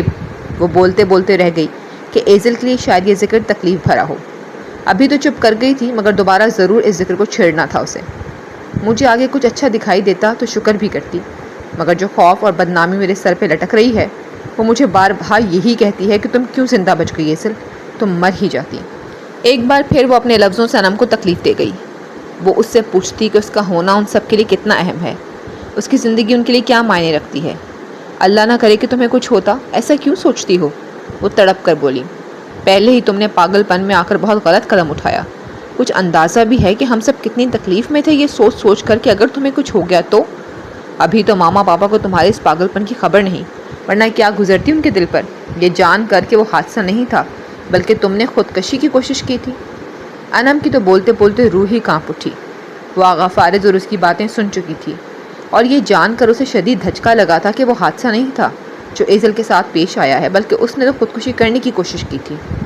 پلیز ماما بابا کو مت بتائیے گا، وہ پہلے ہی میری وجہ سے بہت تکلیف میں ہیں، ایزل نے گزارش کی۔ مجھے بھی احساس ہے ان کی تکلیف کا، مگر ایزل بہت بڑا قدم اٹھایا ہے یہ تم نے، خود بھی تکلیف سے گزری ہو اور ہمیں بھی گزار رہی ہو، اس نے شکوہ کیا۔ تو میں اور کیا کرتی آپی، اس وقت اور کچھ سجھائی ہی نہ دیا، بس اپنی اور آپ سب کی بدنامی کا خوف میرے سر پر سوار تھا۔ وہ بے بسی بھرے لہجے میں اپنے اٹھائے گئے قدم کے پیچھے کا سبب بتاتی بولی، اس بدنامی سے بچا بھی تو جا سکتا ہے نا ایزل؟ اس کی اس بات پہ اب کہ ایزل نے کھڑکی سے نظریں ہٹا کر اچھمبے سے اسے دیکھا، نگاہوں میں استفہامیہ پن بھی تھا۔ فارس سے نکاح کر کے؟ ابھی یا انہی دنوں؟ وہ ان کی طرف امید بھری نگاہوں سے دیکھتی بولی، اس شخص سے نکاح جس کے انکار نے ہی آج مجھے اس مقام تک پہنچایا ہے، اس سے نکاح جس کے ساتھ کے لیے میں نے گڑ گڑا کر ہاتھ جوڑ کر التجائیں کی مگر اس نے میری ایک بھی فریاد کو اہم نہ جانا، اس شخص سے نکاح جس کے ساتھ کی جب سب سے زیادہ ضرورت تھی تب ہی اس نے دھتکار دیا۔ کیسے دوں اب انہیں رضامندی، اور کیوں دوں؟ اس کی دکھتی رگ ابھر آئی تھی، آنکھوں میں زخمی پن اترا تو سرخی بڑھنے لگی۔ اسے سب سے زیادہ تکلیف پہنچانے والا ٹاپک چھڑ چکا تھا، اب وہ اپنے اندر کی بھڑاس اور غبار نکالے بنا نہیں رہ سکتی تھی۔ ہاں اسی سے نکاح ایزل، کیونکہ تمہارے پاس اور کوئی راستہ نہیں ہے۔ اس نے اسے تلخ حقیقت سے آشنا کروانا چاہا جس سے آشنا تو وہ پہلے ہی تھی۔ میرے پاس راستہ موجود ہے آپی، اور وہ راستہ ہے زندگی سے فرار کا۔ وہ پھر کفریہ کلمات بولی، بار بار موت مانگ رہی تھی۔ کیا چاہتی ہو تم ایزل؟ ہمیں بھی اپنے ساتھ ہی مار دینا چاہتی ہو؟ کیوں کرتی ہو بار بار خود کو ختم کرنے کی بات؟ انم ایک دم تکلیف سے چلا اٹھی تو ایزل شرمسار سی چپ رہ گئی۔ ہمارا کیوں نہیں سوچتی، جنہوں نے پہلے ہی اس پوری رات رو رو کر تمہاری زندگی کی دعائیں مانگی؟ کیا حال تھا ماما بابا اور میرا، کچھ اندازہ بھی ہے تمہیں؟ بلکہ نہیں ہے، کیونکہ اگر ذرا سا بھی اندازہ ہوتا تو تم ایسی بات کہنا تو دور اس کا خیال تک اپنے دل و دماغ میں نہ لاتی۔ وہ اسے تکلیف نہیں دینا چاہتی تھی، بس اپنی تکلیف سے آگاہ کر رہی تھی۔ تم ہمارے لیے کیا ہو تم کیوں نہیں سمجھتی؟ ہمارے لیے تمہارا ہونا کس قدر ضروری ہے، کس قدر اہم ہے، کیوں نہیں سمجھ آتی تمہیں؟ تم ہماری گڑیا ہو، ہماری جان ہو، ہم نہیں رہ سکتے تمہارے بغیر۔ خدا کے لیے ایسا سوچو بھی مت۔ سوچو بھی مت، ورنہ پہلے تو ہم سہ گئے تھے وہ انتظار، مگر اب تمہیں کچھ ہو گیا تو ہم بھی خود کو سنبھال نہیں پائیں گے۔ وہ موٹے موٹے آنسو بہاتی بولی تو ایزل نے ندامت سے لب کاٹتے ہوئے اس کے ہاتھ پر اپنا ہاتھ رکھا اور بولی آئی ایم سوری آپی، آئندہ ایسی بات نہیں کروں گی، آئی پرومس۔ اس نے دوسرے ہاتھ سے پرومس کا سائن بنا کر دکھایا تو انم آنسو پونچھتی مسکرائی۔ ایک اور وعدہ کرو۔ اس نے وعدے کے لیے اپنا ہاتھ ایزل کے آگے کیا۔ اوکے کہیے۔ وہ تیار ہوئی۔ فارس کو نکاح کی رضامندی دے دو، وہ امید طلب لہجے میں بولی تو ایزل جو ہاتھ آگے بڑھانے کو تھی بڑھاتی رہ گئی۔ بہت تڑپایا ہے انہوں نے مجھے، بہت دکھ دیے ہیں، اب کی بار میں انہیں معاف نہیں کروں گی، نہیں ضرورت مجھے ان کی، رہ لوں گی ان کے بغیر، بلکہ اب تو رہ کر دکھاؤں گی۔ نہیں تھاما تھا نا میرا ہاتھ، خالی ہاتھ مجھے واپس موڑ دیا تھا، تو اب میں بھی ان کے ہاتھوں کو نہیں بھروں گی، نہیں کروں گی ان سے کوئی نکاح، بس کہہ دیا سو کہہ دیا۔ وہ آنکھوں کے نم کونے صاف کرتی پہلے تو شکوہ بھرے لہجے میں بولی اور پھر آخر میں لہجہ اٹل ہوا۔ وہ تم سے بہت پیار کرتے ہیں ایزل، ان کے جتنا پیار تمہیں کوئی نہیں کر سکتا۔ اس وقت ان کی مجبوری تھی، سمجھو پلیز۔ پیار جیسا ہتھیار اسے بار بار استعمال کرنا تھا ایزل کے دل کو موم کرنے کے لیے۔ پیار مجبوریاں نہیں دیکھتا آپی، وہ چاہتے تو ہر مجبوری پیروں تلے روند کر میری طرف بڑھ جاتے، مگر انہوں نے مجبوری کو اہمیت دی، میرے ساتھ کو نہیں۔ وہ مجبوری ہی دیکھتے رہے مگر میرے آنسو انہیں نظر نہ آئے۔ جب اس وقت خود سنگدل بنے کھڑے تھے تو اب میری سنگدلی پہ کیوں کر اعتراض ہے انہیں؟ وہ تلخی سے گویا ہوئی جبکہ انم نے بے ساختہ نظریں چرائی تھیں، کیونکہ اس سے زیادہ کوئی نہیں جانتا تھا کہ آغا فارس کے لیے مجبوری پیدا کرنے والی کوئی اور نہیں بلکہ وہ خود ہے۔ جو وقت گزر گیا ہے اسے یاد کیوں کرنا ایزل؟ اسے بھول کر اس وقت کا سوچو اور آنے والے وقت کا جو بہت کٹھن ہوگا ان کے ساتھ کے بغیر۔ بات تو بالکل سمجھنے والی تھی انم کی، اگر وہ سمجھنا چاہتی۔ آپ کے لیے گزر گیا ہوگا مگر میرے دماغ میں وہ وقت ابھی بھی وہیں ٹھہرا ہوا ہے جب میں ان کے ساتھ کی بھیک مانگ رہی تھی اور انہوں نے مجھے دوبارہ اپنی شکل نہ دکھانے کا کہتے ہوئے کمرے سے نکال دیا۔ اب کیوں ترس رہے ہیں میری صورت کو؟ بھول گئے کہ اپنے الفاظ؟ وہ رنج و غم کے ملے جلے جذبات لیے بولی۔ جب جب یاد کرتی تھی دل تکلیف اور آنکھیں آنسوؤں سے بھر آتی تھیں۔ انہوں نے تمہارا دامن نہ بھرا، کم از کم تم ہی ان کی جھولی بھر دو۔ دونوں صورتوں میں ہونا تو تم دونوں کو ایک دوسرے کا ہی ہے۔ ان سے گزارش کی، میں کیسے بتاؤں آپ کو آپی کہ کتنی تکلیف دی ہے انہوں نے مجھے؟ ہر بار کی تکلیف سے کہیں زیادہ بڑی تھی یہ تکلیف جو مجھ پر گزری ہے، وہ کیسے بھول جاؤں؟ زندہ ہو کر بھی خود کو مردوں میں شمار کر رہی ہوں کہ میرے اندر زندگی کی کوئی رمق تو چھوڑی ہی نہیں انہوں نے۔ اس بار میرا ان سے شکوہ بہت بڑا ہے آپی، اس بار کی تکلیف جان لیوا ہے، نہیں بتا سکتی کس اذیت کس کرب سے گزری ہوں میں۔ بہت ظلم کیا ہے انہوں نے مجھ پر، بہت ظالم ہے وہ، بہت تکلیف پہنچائی انہوں نے آپ کی بہن کو۔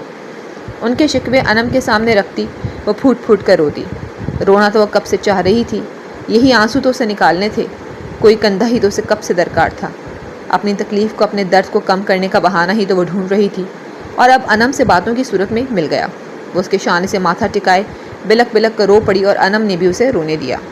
یوں تو ممکن تھا اس کا سر درد جاگ اٹھتا، مگر انم چاہتی تھی وہ رو لے تاکہ اس کی تکلیف میں کمی واقع ہو تو اسے منانے میں آسانی ہو جائے، کم ہلکا ہو تو جلد مان جائے گی۔ یہ ضد صرف کھوکھلی ضد ہے، اندر سے وہ ابھی بھی انہی کے ساتھ کے لیے مر رہی ہے، یہ وہ جانتی تھی، اور اسے ایزل کی اس بے جا ضد کو توڑنا تھا جو آگے چل کر اس سے ہی نقصان پہنچاتی۔ تمہیں شکوہ ہے کہ انہوں نے تمہیں بہت تکلیف پہنچائی ہے، مگر اس تکلیف کا کیا ایزل جو تم نے انہیں پہنچائی ہے؟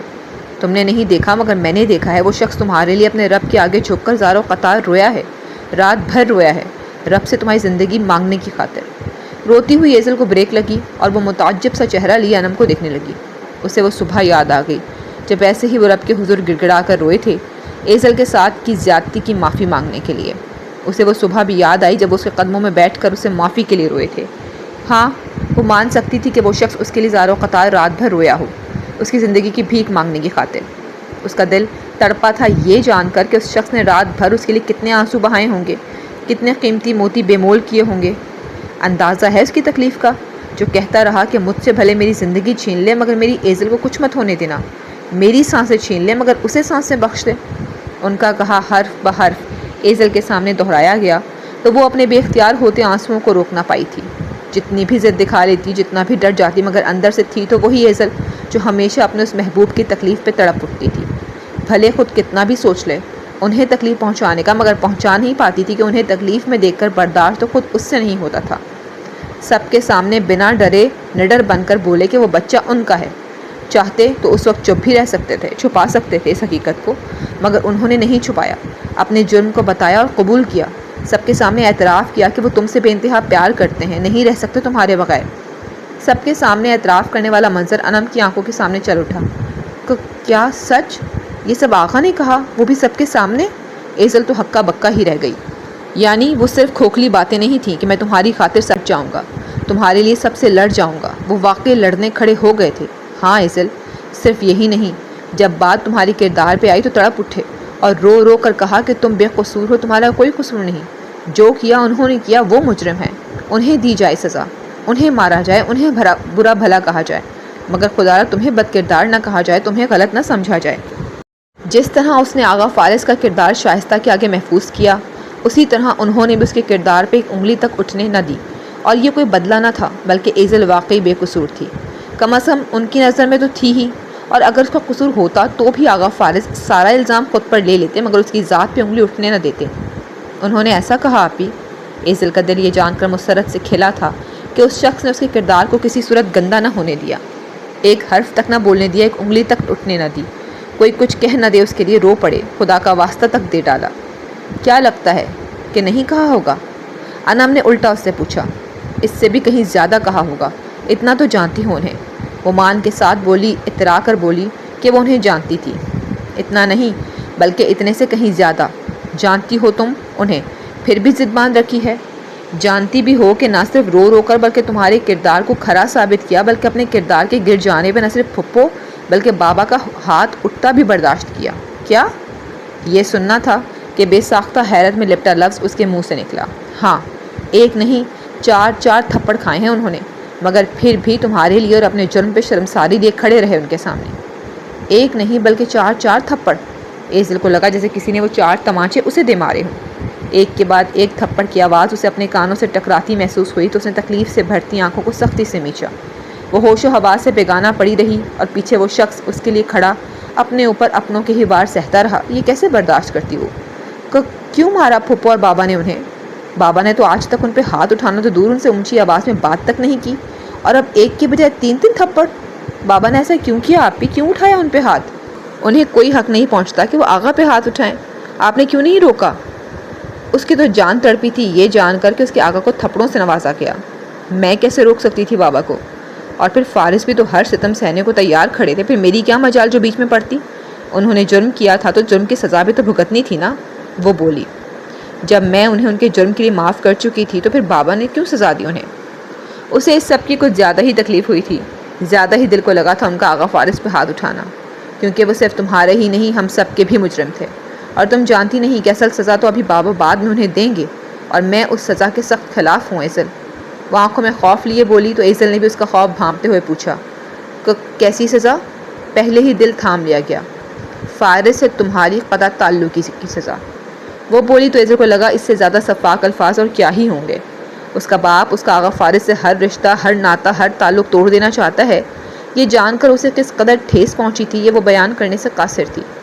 بھلے ہی وہ خود بھی کب سے یہی بولے جا رہی تھی، مگر اس کے ارادے میں پائیداری کم اور ضدی پن زیادہ تھا کہ جو تکلیف میں نے سہی ذرا وہ بھی تو سہیں، اور ممکن تھا کچھ عرصے بعد جب ان کے بغیر رہ نہ پاتی تو ان کے پاس لوٹ جاتی، مگر اب اس کا دل پسیجا گیا تھا، خاص کر یہ سب جان کر کہ وہ کس قدر روتے رہے اس کی زندگی کی خاطر، کیسے سب کے سامنے ڈٹ گئے اور خود پر اٹھے ہاتھ بھی سہنے پڑے، یہ سب اس کے دل کو جھنجھوڑ کر رکھ گیا تھا۔ انہوں نے تمہارے ساتھ مانا بہت غلط کیا ہے ایزل، مگر اس حقیقت کو بھی تم اور میں جھٹلا نہیں سکتے کہ محبت وہ آج بھی تم ہی سے کرتے ہیں، اور مرتے دم تک تم ہی سے کرتے رہیں گے۔ مرتے دم تک ان کے دل اور زندگی میں سوائے تمہارے اور کوئی اپنی جگہ نہیں بنا سکتا۔ تم ان کے لیے بنی ہو ایزل، اور وہ تمہارے لیے۔ پھر خود کو ان سے الگ مت کرو، وہ بھی اس وقت جب ان کا تمہارے ساتھ ہونا وقت کی بہت بڑی ضرورت ہے۔ خود کو ان سے جدا رکھ کر تم اپنے ساتھ تو غلط کرو گی ہی، مگر ایک بچے کو اس کے باپ سے جدا رکھ کر اس کے ساتھ خود سے کہیں زیادہ زیادتی کرو گی۔ اپنا نہ صحیح اپنے بچے کا ہی سوچ لو، ساری زندگی پڑی ہے تمہارے آگے، اس بچے کے ساتھ تنہا کیسے کاٹو گی؟ ہم لوگ ساتھ ہو کر بھی تمہیں اور تمہارے بچے کو وہ محبت اور فکر نہیں دے پائیں گے جو اس کا باپ اسے دے سکتا ہے، کیونکہ اسے باپ کی محبت سے محروم کیوں رکھنا چاہتی ہو؟ وہ پورا زور لگا کر اسے سمجھا رہی تھی، چاہتی تھی کسی طرح بس مان جائے، اور ایزل مان گئی کہ واقعی باپ سے بچے کو دور رکھ کر وہ اپنے ہی آغا سے نہیں بلکہ بچے کے ساتھ زیادتی کرے گی۔ اسے باپ کی محبت سے محروم رکھ کر اس کے ساتھ غلط کرے گی، اور پھر یہ بات کہ مرتے دم تک وہ تمہارے سوا کسی اور کو اپنے دل کی ملکہ نہیں بنائیں گے۔ ساری زندگی اپنے آقا کے بغیر ترستی تڑپتی رہو گی، کیونکہ تم جتنا بھی ان سے خفا سہی مگر محبت آج بھی انہی سے ٹوٹ کر کرتی ہو، اور مرتے دم تک انہی کو دل میں بسائے رکھو گی۔ تو پھر اپنے اور بچے کے لیے محرومی کا انتخاب مت کرو۔ یہ جو تمہاری ناراضگی ہے ان سے، یہ تو ان کا ہاتھ تھامو گی تو دیکھنا چند ہی دنوں میں ختم کر ڈالو گی، اور اگر نہ کی تو فارس تمہیں کبھی خود سے زیادہ دیر ناراض اور دور رہنے ہی نہیں دیں گے۔ اس لیے اس وقتی ضد کے پیچھے اپنی آگے کی ساری زندگی داؤ پہ مت لگاؤ۔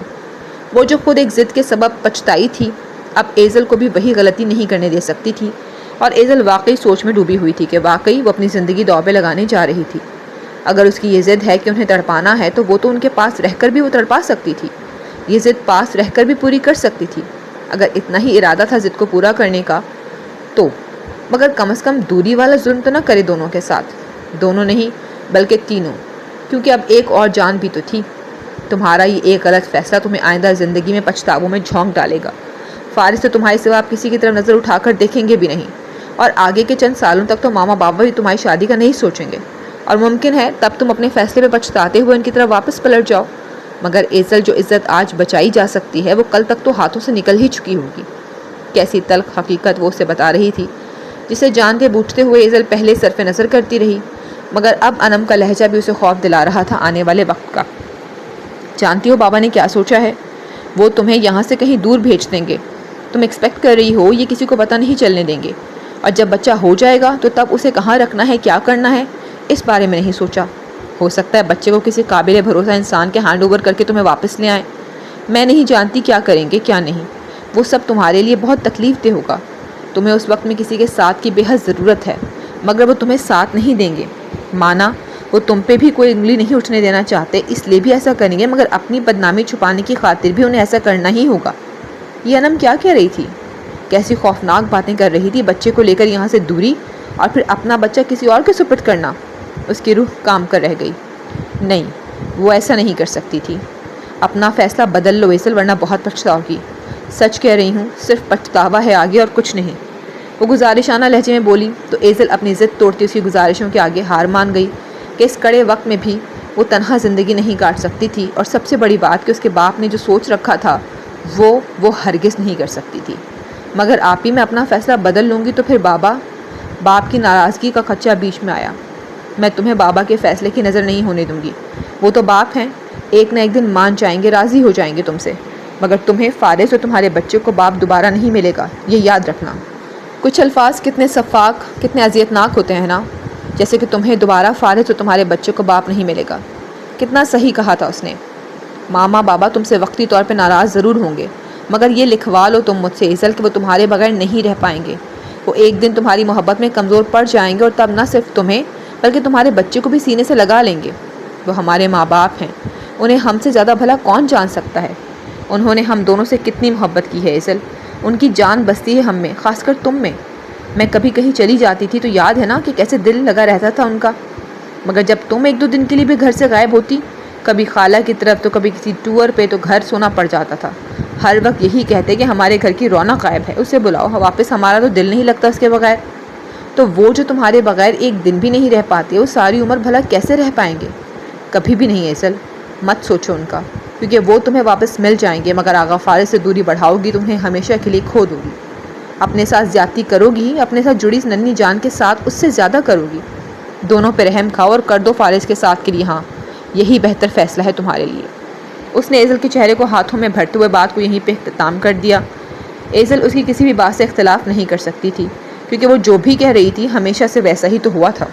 اس کے ماں باپ اس سے بہت پیار کرتے ہیں، نہیں رہ سکتے اس کے بغیر، جلد یا بدیر اس سے ناراضگی ختم کر دیں گے، مگر آغا فارس کو کھو کر وہ ضرور پچھتائے گی۔ سو اب سوال ہی پیدا نہیں ہوتا تھا انکار کا۔ واقعی اس کے پاس، آغا فارس کے پاس لوٹنے کا اگر کوئی صحیح موقع تھا تو وہ تھا ابھی نہ لوٹتی تو سب بکھر جاتا، تباہ ہو جاتا، کیونکہ آگے میں یعنی ایزل آج ابھی اسی وقت اپنا فیصلہ آغا کے حق میں دیتی ہوں۔ آگے بڑھتے آغا فارس کے قدم ان لفظوں پہ وہیں تھم کر رہ گئے۔ یہ وہ الفاظ تھے جنہوں نے ان کے بے جان ہوتے جسم میں روح پھونک ڈالی تھی۔ یہ وہ الفاظ تھے جنہوں نے ان کی تھمتی سانسوں کو روانی بخشی تھی۔ یہ وہ الفاظ تھے جنہوں نے ان کے بند ہوتے دل کو دھڑکنیں بخشی تھیں۔ مختصر یہ کہ ان لفظوں نے انہیں پھر سے زندگی بخش ڈالی تھی، مگر کیا یہ سچ تھا؟ کیا واقعی ان کی سماعتوں نے یہ الفاظ سنے تھے یا پھر یہ ان کا وہم تھا؟ وہ تو گویا ان لفظوں پہ ہزاروں واٹ کا کرنٹ کھا کر پلٹے تھے۔ وہ پلٹے تو وہ انہیں ہی دیکھ رہی تھی، اپنی بھرائی آنکھوں سے، بکھرے ہوئے جذبات کے ساتھ۔ اس کی آنکھیں چلا چلا کر کہہ رہی تھیں کہ کچھ بھی ختم نہیں ہوا، کوئی امید نہیں ٹوٹی۔ نہیں کیا میں نے ان کا انتخاب، نہیں ہاری میں ان کی محبت کے آگے، مگر ہار چکی ہوں آپ کے آگے۔ اور یہاں ان کے بھڑکاتے دماغ کو منہ کی کھانی پڑی تھی، اور پہلی بار منہ کی کھانے پہ آغا فارس کی خوشی کی انتہا نہ تھی، بلکہ خوشی تو بعد میں۔ پہلے تو وہ یقین ہی نہیں کر پا رہے تھے کہ ایزل نے ان کا انتخاب کر ڈالا ہے۔ ان کی ایزل نے اپنے آغا کو چن لیا تھا، سب کے سامنے ان کے حق میں فیصلہ دے ڈالا تھا۔ یہ ناقابل یقین تھا ان کے لیے۔ وہ حیران تھے، بلکہ دنگ کھڑے تھے کہ کل سے چلا چلا کر انہیں انکار کرنے والی آج انہیں اقرار کی حامی بھر چکی تھی۔ کل سے چلا چلا کر انہیں اپنی زندگی سے نکل جانے کا کہنے والی آج خود ان کی زندگی میں شامل ہونے کا فیصلہ کر چکی تھی نہ حیران کن بات کہ ایک دم سے ان کے حق میں کھڑی ہو گئی، جو کچھ دیر پہلے تک ان کی صورت تک دیکھنے کی روادار نہ تھی، مگر وہ کیا جانتے کہ وہ تو رات میں ہی فیصلہ کر چکی تھی۔ آج تو بس وہ اپنے اندر کا غصہ اور خفگی ظاہر کر رہی تھی۔ آج تو اس نے ایک بار بھی انکار جیسے الفاظ منہ سے نہیں نکالے تھے۔ جو بھی تھا کل تک ہی تھا۔ میں یعنی ایزل آج ابھی اسی وقت اپنا فیصلہ آغا کے حق میں دیتی ہوں۔ وہ یہ الفاظ 100 بار بھی سن لیتے تو یقین مشکل سے ہی آتا، کیونکہ ان کے اس یقین کو پہلے بارہا ختم بھی تو ایزل ہی کرتی رہی تھی۔ ان کی امیدوں پہ پانی بھی تو وہی پھیرتی رہی تھی، مگر اب ڈوبتے کو تنکے کا سہارا بھی تو اسی نے بخشا تھا۔ ہاں، اس کے ساتھ کے بغیر وہ خود کو گہرے پانی میں ڈوبتا محسوس کر رہے تھے، مگر اس کے سہارے نے انہیں ڈوبنے سے بچا لیا۔ جہاں ان کی خوشی سنبھالے نہیں سنبھل رہی تھی، وہیں اعجاز کا غصہ بھی سنبھالے نہیں سنبھل رہا تھا۔ وہ جو آغا فارس کے مان کے ٹوٹنے کی بات کر رہے تھے، اب الٹا ان کا مان ٹوٹ چکا تھا۔ یقین نہیں آ رہا تھا ان کی بیٹی ان کے ساتھ کے یعنی اپنے ماں باپ کے ساتھ کی بجائے آغا فارس کے ساتھ کو چن چکی تھی۔ حیرت در حیرت تھی، اور غصہ تو لاوا بن کر پھوٹ رہا تھا۔ آج تم نے میرا مان توڑ دیا ایزل، توڑ دیا اپنے باپ کا مان، اس صدمے سے چور آواز میں بولے، جبکہ ایزل چاہ کر بھی کچھ نہ بول پائی۔ حلق میں ایک دم سے آنسوؤں کا گولا جو اٹک چکا تھا، سوائے انہیں رو کر دکھانے کے وہ کچھ نہ کر پائی۔ مجھے معاف کر دیں ماما بابا، معاف کر دیں، آپ کی بیٹی کو اس شخص کا انتخاب کرنا ہی پڑا تھا۔ بابا، آپ ان سے غصے یا نفرت اور بدنامی کے خوف سے جو ارادہ کیے بیٹھے تھے، وہ مجھے کسی صورت منظور نہ تھا۔ وہ دل ہی دل میں ان سے معافی مانگتی اور ان کے ارادے پہ اعتراض اٹھاتی بولی۔ وہ اسے یہاں سے دور بھیج دیتے، جب واپس لاتے تو بچے سمیت لاتے یا اسے بچے کو کسی اور کے سپرد کر دیتے۔ کیا کرتے، کیسے کرتے، وہ نہیں جانتی تھی، مگر اتنا ضرور جانتی تھی کہ وہ ان کے فیصلے پہ بہت تکلیف اٹھاتی، اور وہ اس تکلیف سے نہیں گزرنا چاہتی تھی۔ آغا فارس کا انتخاب بھی اس کے لیے ہر طرح سے مناسب تھا، اور پھر اسے اس ساتھ کی ضرورت بھی تھی۔ دکھ ہو رہا ہے، بے حد دکھ ہو رہا ہے یہ جان کر کہ تمہارے لیے ماں باپ سے زیادہ اس شخص کی ویلیو ہے، اس شخص کی جس نے تمہیں موت کے دوراہے پہ لا کھڑا کیا، جس نے تمہاری زندگی کو برباد کرنے میں کوئی کسر نہ چھوڑی، اسی کے ساتھ زندگی گزارنے کا فیصلہ سنا ڈالا تم نے۔ افسوس ہے تم پر اور تمہارے اس فیصلے پر، شرم آ رہی ہے، افسوس ہو رہا ہے کہ جس سے امید رکھی، جس پہ مان کیا، ارے اس لڑکی کی نظر میں تو اپنے ماں باپ کی رتی برابر بھی اہمیت نہیں۔ وہ یوں بول رہے تھے جیسے کہہ رہے ہوں کہ تف ہے ایزل تم پہ، تف ہے، اور ایزل سوائے گھٹ گھٹ کر رونے کے کچھ بھی نہ کر سکی۔ وہ کس اذیت سے گزر رہی تھی، اس وقت اس اذیت کو انم اور آغا فارس ہی محسوس کر سکتے تھے۔ بابا، وہ پہلے ہی بہت تکلیف میں ہے، پلیز ایسی باتیں کر کے اسے مزید تکلیف مت پہنچائے نا۔ انم نے مداخلت کی۔ بات کرنے کو تو اب کچھ باقی بچا ہی نہیں، اسے اس شخص کا ساتھ چاہیے نا، تو ٹھیک ہے، تھام لے اس کا ہاتھ، بن جائے اس کی، کر لے اس سے نکاح، مگر آج سے اس کا اور ہمارا ہر تعلق ختم۔ اور یہاں ایزل کی گویا جان نکلی۔ کمرے میں ایک دم سے گویا سکوت چھا گیا۔ ان کے الفاظ تھے ہی ایسے ظالمانہ کہ سب دنگ کھڑے انہیں دیکھتے رہ گئے۔ اعجاز، نہیں نادیہ، اب نرمی کی کوئی گنجائش نہیں بچی۔ نادیہ کچھ بولنے کو تھی جب اعجاز نے انہیں بھی ٹوک دیا۔ اس نے اس گھٹیا انسان کی خاطر اتنا عرصہ ہم سے اتنی بڑی حقیقت چھپائی، میں اس پہ معافی دینے کو بھی تیار تھا۔ اتنا سب ہونے کے باوجود آج بھی اس کی محبت کا دم بھرتی ہے، یہ جاننے کے بعد بھی میں نے اس کے لیے دل بڑا کیا، اور اس کی معافی بھی دینے کو میں بھی رضامند ہوا، مگر اب تو اس نے معافی کی کوئی گنجائش چھوڑی ہی نہیں، خود ہی سب کچھ ختم کر ڈالا ہے۔ تو ٹھیک ہے، رہے یہ اسی کے ساتھ جس کا اس نے انتخاب کیا ہے، ہمیں بھی اس کے ساتھ کی نہ کوئی چاہ ہے نہ کوئی ضرورت۔ وہ بے رحمی اور کٹھور پن سے بولے۔ ماما، روتی ہوئی ایزل نے امید طلب نگاہوں سے ماں کو دیکھتے ہوئے پکارا تو نادیہ کا کلیجہ چیرا گیا۔ اعجاز، ایک بار اپنے فیصلے، بس نادیہ بس، نہ آج نہ کل، اس فیصلے میں کوئی ترمیم نہیں ہوگی، قطعی نہیں ہوگی۔ نادیہ انہیں ان کے فیصلے پہ پھر سے نظر ثانی کرنے کا بولنے کو تھیں جب اعجاز نے ہاتھ اٹھا کر انہیں وہیں روک دیا اور قطعی لہجے میں بولے، بابا خدا کے لیے مجھ سے اپنا تعلق مت توڑیں، مت کریں مجھے خود سے دور، میں کیسے رہ پاؤں گی آپ سب کے بغیر؟ میں نہیں رہ سکتی، پلیز میرے ساتھ ایسا مت کریں۔ وہ ہمت کرتی بیڈ سے اتر آئی اور آ کر اپنے باپ کے ہاتھوں کو تھامتی بلک کر بولی، جو بھی کیا ہے تم نے کیا ہے، یہ فیصلہ تمہارا ہے تو اب رو کیوں رہی ہو؟ جب نہیں رہ سکتی ہمارے بغیر تو پھر کر لیتی ہمیں منتخب، مگر سچ تو یہی ہے کہ تم اس کے بغیر نہیں رہ سکتی۔ وہ جو تمہاری عزت کا محافظ نہیں بلکہ لٹیرا ہے، اس کا انتخاب کر کے آج تم نے خود کو میری نظروں میں گرا لیا۔ وہ تنفر سے اسے دیکھتے بولے، جبکہ آغا فارس نے اس نفرت اور لفظ لٹیرے پہ اپنے دل پہ جبر باندھ کر اپنی تکلیف پہ کنٹرول رکھنے کی ناکام سعی کی۔ نظروں میں تو میں اپنی بھی گر چکی ہوں بابا، اس رات سے گر چکی ہوں جب میں نے انہیں اپنے پاس روکا اور پھر ان کے کہنے پہ ان کے پاس رک گئی۔ کاش میں آپ کو بتا سکتی کہ یہ آپ کی بیٹی معصوم نہیں ہے، وہ بھی بے بس ہو گئی اس شخص کی محبت کے آگے۔ کاش بتا سکتی کہ کہیں نہ کہیں میرے اختیار میں ضرور تھا اپنی عزت کی حفاظت کرنا، مگر میں نے اس اختیار کو استعمال ہی نہ کیا۔ وہ دل ہی دل میں ان سے مخاطب گھٹ گھٹ کر رو رہی تھی۔ اس کا انتخاب کر کے آج تم نے اپنے ہی ہاتھوں سے اپنے باپ کو کھو دیا ہے، سنا تم نے؟ کھو چکی ہو تم آج سے ہمیں۔ وہ آپ کے پھنکار اٹھے اور قدرے زور سے اس کے ہاتھ جھٹکتے ہوئے اسے خود سے یوں پرے کیا کہ وہ لڑکھڑا کر گرنے کو ہوئی، مگر آغا فارس نے جلدی سے لپک کر اسے اپنے باہوں کا سہارا دیا۔ وہ جس حال میں تھی اس میں تو اسے کھڑے ہونا تک دشوار تھا، گرتی تو بے حال ہو جاتی، اور ممکن تھا پٹی سے جکڑا زخمی سر پیچھے پڑے سائڈ ٹیبل سے جا ٹکراتا۔ اس قدر بھی ظالم مت بنے ماموں جان، بیٹی ہے یہ آپ کی، خون ہے آپ کا، رحم کریں اس کے حال پہ، مت بنے اتنے سنگ دل۔ ایزل کے ساتھ ان کا ایسا سلوک دیکھ کر وہ اب کے چپ نہ رہ سکے، جبکہ ایزل اس وقت اس شخص سے لڑنے کے قابل نہیں تھی، ورنہ ضرور انہیں جھٹکا دے کر خود سے پرے کرتی، مگر اس میں سخت باقی نہ تھی۔ وہ ادموئی کھڑی تھی، بلکہ مکمل طور پر ان کے سہارے کھڑی تھی۔ وہ چھوڑ دیتے تو بنا ایک لمحے کی بھی دیری کیے، بنا اس کا وجود بھی لہرا کر نیچے گر پڑتا۔ اس وقت اس سہارے کی اشد ضرورت تھی اسے۔ مانا خطا ہوئی ہے ایزل سے اور گناہ ہوا ہے مجھ سے، مگر ماں باپ تو اپنے بچوں کی ہر بڑی سے بڑی غلطی بھی معاف کر ڈالتے ہیں، تو آپ بھی کر دینا اسے معاف۔ بھلے مجھے مت کریں مگر اسے تو کر دیں، بھلے تا عمر میری صورت بھی نہ دیکھیں مگر اس سے تو تعلق مت توڑیں، اسے تو مت کریں خود سے دور۔ اس کا بھلا کیا قصور ہے؟ اسے کس بات کی سزا دے رہے ہیں؟ کیوں کر رہے ہیں اسے اپنے ساتھ سے محروم، وہ بھی اس وقت جب اسے آپ کے ساتھ کی سب سے زیادہ ضرورت ہے؟ اتنا بڑا ظلم تو مت کریں ماموں جان۔ ہاتھ نہیں جوڑے گئے تھے مگر لہجہ ہاتھ جوڑنے والا ہی تھا۔ ان کی باتوں کو نادیہ، شائستہ اور انم تو سمجھتے تھے کہ کم از کم ایزل کے ساتھ تو رعایت ہونی ہی چاہیے، مگر اعجاز نہ سمجھ سکے یا پھر سمجھنا ہی نہیں چاہتے تھے۔ اس کا قصور یہ ہے کہ اس نے اس شخص کا انتخاب کیا جس کو اس کے باپ نے ٹھکرا دیا۔ اسی انتخاب کی سزا ہے جو اسے اب قطع تعلقی کی صورت میں ملے گی۔ تو یعنی ایزل نے آغا فارس کا انتخاب کر کے اعجاز کی انا کو گہری ٹھیس پہنچائی تھی۔ اور رہی بات ہمارے ساتھ کی، تو بھول تھی یہ ہماری کہ اسے ہماری ضرورت ہے، کیونکہ حقیقت تو یہ ہے کہ اسے اسی درندے کی قید درکار ہے جس نے اس کی آبرو کو نوچ ڈالا۔ ان کے لفظوں کی آگ دونوں پہ برس رہی تھی اور دونوں کا وجود ہی جل کر بھسم ہو رہا تھا۔ آنسوؤں سے تر چہرہ لیے سسکیاں بھرتی ایزل کی نظریں باپ کے جوتوں پر ہی ٹکی ہوئی تھیں۔ ہمت نہیں ہو پا رہی تھی سر اٹھا کر ان کے چہرے کی طرف دیکھنے کی، ان کی ان آنکھوں کی طرف دیکھنے کی جو اسے بھسم کرنے پہ تلی ہوئی تھیں۔ وہ بتا نہیں سکتی تھی کہ اس وقت وہ کس اذیت میں مبتلا ہے۔ وہ صرف یہی دعائیں مانگ رہی تھی کہ کاش اس کا دل یہیں بند ہو جائے، اس کی بصارت چھن جائے اور اس کے کان سننا بند ہو جائیں۔ نہیں دیکھ اور سن پا رہی تھی وہ یہ سب، اور اسے واقعی محسوس ہونے لگا جیسے وہ اگلے ہی پل گر جائے گی۔ آغا فارس کا سہارا نہ ہوتا تو وہ اس وقت فرش کی نظر ہو چکی ہوتی۔ سمجھنے کی کوشش کریں ماموں جان کہ ایزل اور میرا ایک ہونا اس وقت کتنا ضروری ہے۔ ممانی جان آپ ہی سمجھائیں نا انہیں کہ یہ سراسر ایزل کے ساتھ زیادتی ہے۔ انہوں نے نادیہ کی مدد لینا چاہی جو خود اس وقت شوہر کے آگے مجبور کھڑی تھی۔ میرے کیے کی سزا اسے کیوں دے رہے ہیں؟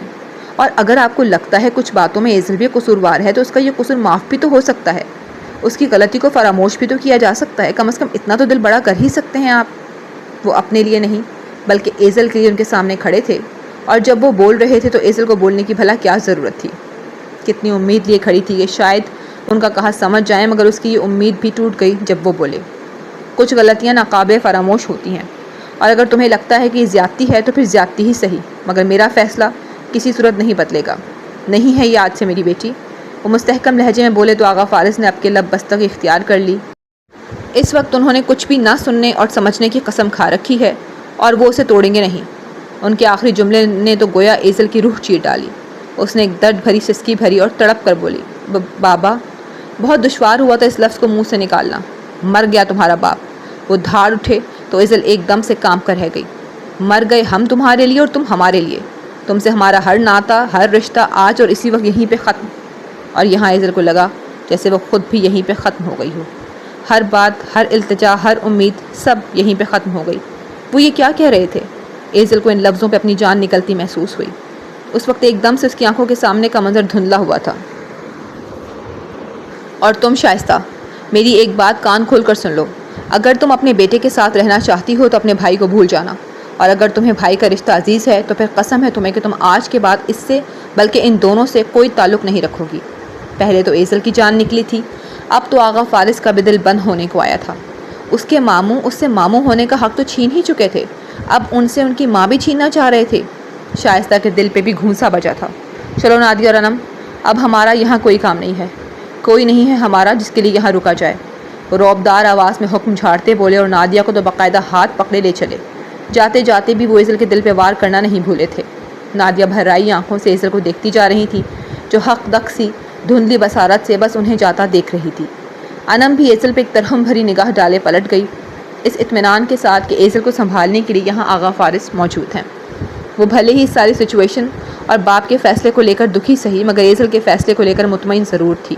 تب بھی پلٹ گئی، مگر جیسے ہی وہ لوگ دروازہ پار کر گئے، ایزل کی ہمت جواب دے گئی۔ وہ جو نہ جانے کے ضبط کے ساتھ کھڑی تھی، اب وہ سارا ضبط ٹوٹا تو ایک دم سے آغا فارس کی باہوں سے پھسلتی نیچے جا گری۔ ایزل، ایزل کیا ہوا تمہیں؟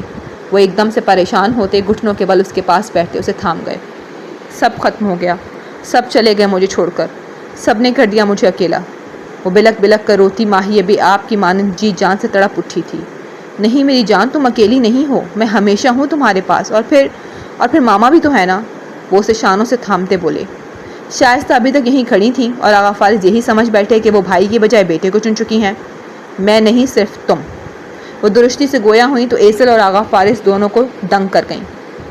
ان دونوں نے بیک وقت حیرت اور درد سے سر اٹھا کر ان کی طرف دیکھا۔ یہ آپ کیا کہہ رہی ہیں ماما؟ وہ بے یقین سے گویا ہوئے۔ وہی جو تم نے سنا، جس کی اولاد تمہارے جیسی ہو، اس کی ماں کا انتخاب اس کا بیٹا نہیں بلکہ بھائی ہی ہوگا۔ اور انہوں نے بتلا دیا کہ ان کا انتخاب کون ہے۔ اتنی بڑی حقیقت چھپا کر تم نے ان کی ہی نہیں بلکہ میرے ساتھ بھی زیادتی کی ہے ایزل، بلکہ سب سے زیادہ اپنے ساتھ۔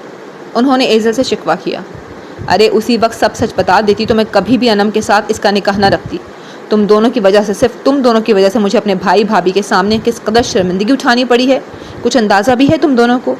وہ اب اپنی بھڑاس نکالنے کھڑی تھیں، جبکہ دونوں سوائے شرم ساری ظاہر کرنے کے کچھ نہیں کر سکتے تھے۔ اس روز جس بات کا ڈر تھا وہ آج پورا ہو گیا۔ شرم آ رہی ہے تمہیں اپنا بیٹا کہتے ہوئے؟ ان کے سامنے سر اٹھانے کے قابل نہیں چھوڑا تم نے مجھے، اور اب جو تمہارے نکاح کے بعد خاندان میں تم دونوں کی محبت کی کہانی مشہور ہوگی، اس کی ذلت الگ اٹھانی پڑے گی ہمیں۔ سب کو اپنی عزت کا ہی غم کھائے جا رہا تھا۔ آئی ایم سوری ماما، ہمیں معاف کر دیں اور پلیز ہم سے اپنا تعلق مت توڑیں۔ آغا فارس نے معافی مانگنے کے ساتھ التجا بھی کی۔ تعلق تب ٹوٹ چکا فارس۔ جو اولاد ماں باپ کے اعتبار کے ساتھ ایسا گھناؤنا کھیل کھیلتی ہے نا، وہ آخر میں ایسے ہی تنہا رہ جاتی ہے۔ تمہیں اس کے اور اسے تمہارے ساتھ کی سب سے زیادہ ضرورت تھی، تو اب اسی ساتھ کے سہارے دونوں زندگی گزارو۔ یہاں سے جہاں مرضی جاؤ، مگر میرے گھر میں اب قدم رکھنے کی ضرورت نہیں۔ شفافیت سے کہتی وہ بات کو یہیں ختم کرتی پلٹ گئیں، جبکہ یہ آخری ساتھ کی امید بھی ان سے چھن گئی۔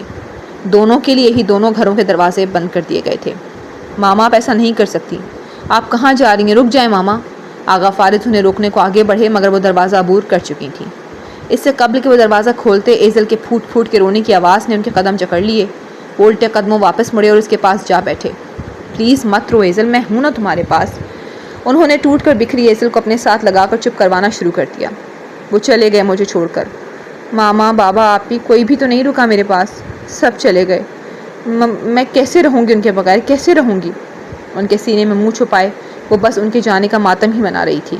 اسے اس طرح اجاڑ زدہ سی حالت لیے بلک بلک کر روتا دیکھ آغا فارس کا دل پھٹتا جا رہا تھا۔ وہ ایسا تو نہیں چاہتے تھے، اس کے لیے ایسی تو خواہش نہیں کی تھی انہوں نے، بلکہ اپنے لیے بھی کب کی تھی۔ یہ تو حالات ہی ان دونوں کو مار رہے تھے۔ ایزل میری جان، پلیز خود کو سنبھالو، چپ کر جاؤ، شاباش، دیکھنا سب ٹھیک ہو جائے گا۔ انہیں اس کی طبیعت کی فکر ہی کھائی جا رہی تھی۔ انہوں نے اسے سب ٹھیک ہو جانے کی امید دلانا چاہی، اور وہ سمجھنے کی بجائے الٹا ان پہ چلا اٹھی۔ یہ سب آپ کی وجہ سے ہوا ہے۔ مجھے اس حال میں پہنچانے والے، مجھ سے میرے ماں باپ چھیننے والے صرف آپ ہیں۔ دور ہٹیں مجھ سے، چلے جائیں یہاں سے، نہیں کرنی مجھے آپ سے کوئی بات، چھوڑ دیں مجھے اکیلا۔ وہ انہیں خود سے پرے دھکا دیتی، چلاتی تو آغا فارس ان کے لفظوں پہ لب بستہ رہ گئے۔ ہاں وہی تو تھے اس سب کے ذمہ دار، نہ ہی وہ اس رات اس کے قریب آتے اور نہ ہی اس کے اپنے آج اس سے دور ہوتے۔ ہاں وہی تھے اس سب کے ذمہ دار، وہی تھے قصوروار، ساری غلطی انہی کی تھی، ان سارے حالات کی اصل وجہ وہی تھے۔ یہ سب کچھ اس رات کے بعد ہی تو شروع ہوا تھا۔ وہ چلے جاتے اگر جو ایزل کی طبیعت کا خیال نہ ہوتا، چھوڑ دیتے اسے تنہا، اگر اسے کچھ ہو جانے کا خوف نہ ہوتا، مگر اب نہیں جا سکتے تھے۔ ماما، بابا کیوں چلے گئے آپ خود کو مجھ سے یوں اجنبی کر کے؟ کیوں کر گئے مجھے اپنے ساتھ سے محروم؟ کیوں بابا؟ فرش پہ دونوں ہاتھ مارتی وہ زار و قطار روتی چلی گئی۔ ایزل، وہ تڑپ کر آگے بڑھے اور اسے پکارا، میں کیسے رہوں گی ان کے بغیر، کیسے؟ وہ آگے بڑھے اور اس کے فرش پہ برستے ہاتھوں کو اپنی گرفت میں لیا۔ میں کہہ رہا ہوں نا کہ سب ٹھیک ہو جائے گا، سب رشتے ایک دن لوٹ آئیں گے، سب روٹھے ایک دن مان جائیں گے، تم بس خود کو سنبھالو۔ کیسے سنبھالوں خود کو، کیسے؟ نہیں سنبھالا جا رہا مجھ سے۔ وہ آنسوؤں کی شدت کے سبب بند ہوتی آنکھوں کے ساتھ انہیں دیکھتی، نفی میں سر ہلاتی بے بسی سے بولی تو آغا فارس نے بے ساختہ آگے ہو کر اسے خود میں بھینچ لیا۔ میں ہوں نا تمہیں سنبھالنے کے لیے، اور جب میں ہوں ایسے تو پھر کیسی بے بسی؟ اسے اپنے ساتھ لگائے، اس کے بالوں کو سہلاتے وہ اسے اپنے ہونے کا احساس دلاتے بولے، جو کہ اسے بخوبی تھا۔ کیوں کیا آپ نے ایسا؟ کیوں دی مجھے اتنی بڑی تکلیف؟ آپ کی وجہ سے میرے بابا آج مجھ سے ہر تعلق توڑ کر چلے گئے۔ اب کی بار ایزل نے انہیں خود سے دور نہیں کیا تھا، بلکہ ان کے ساتھ لگی انہی سے شکوے گلے کرتی رہی۔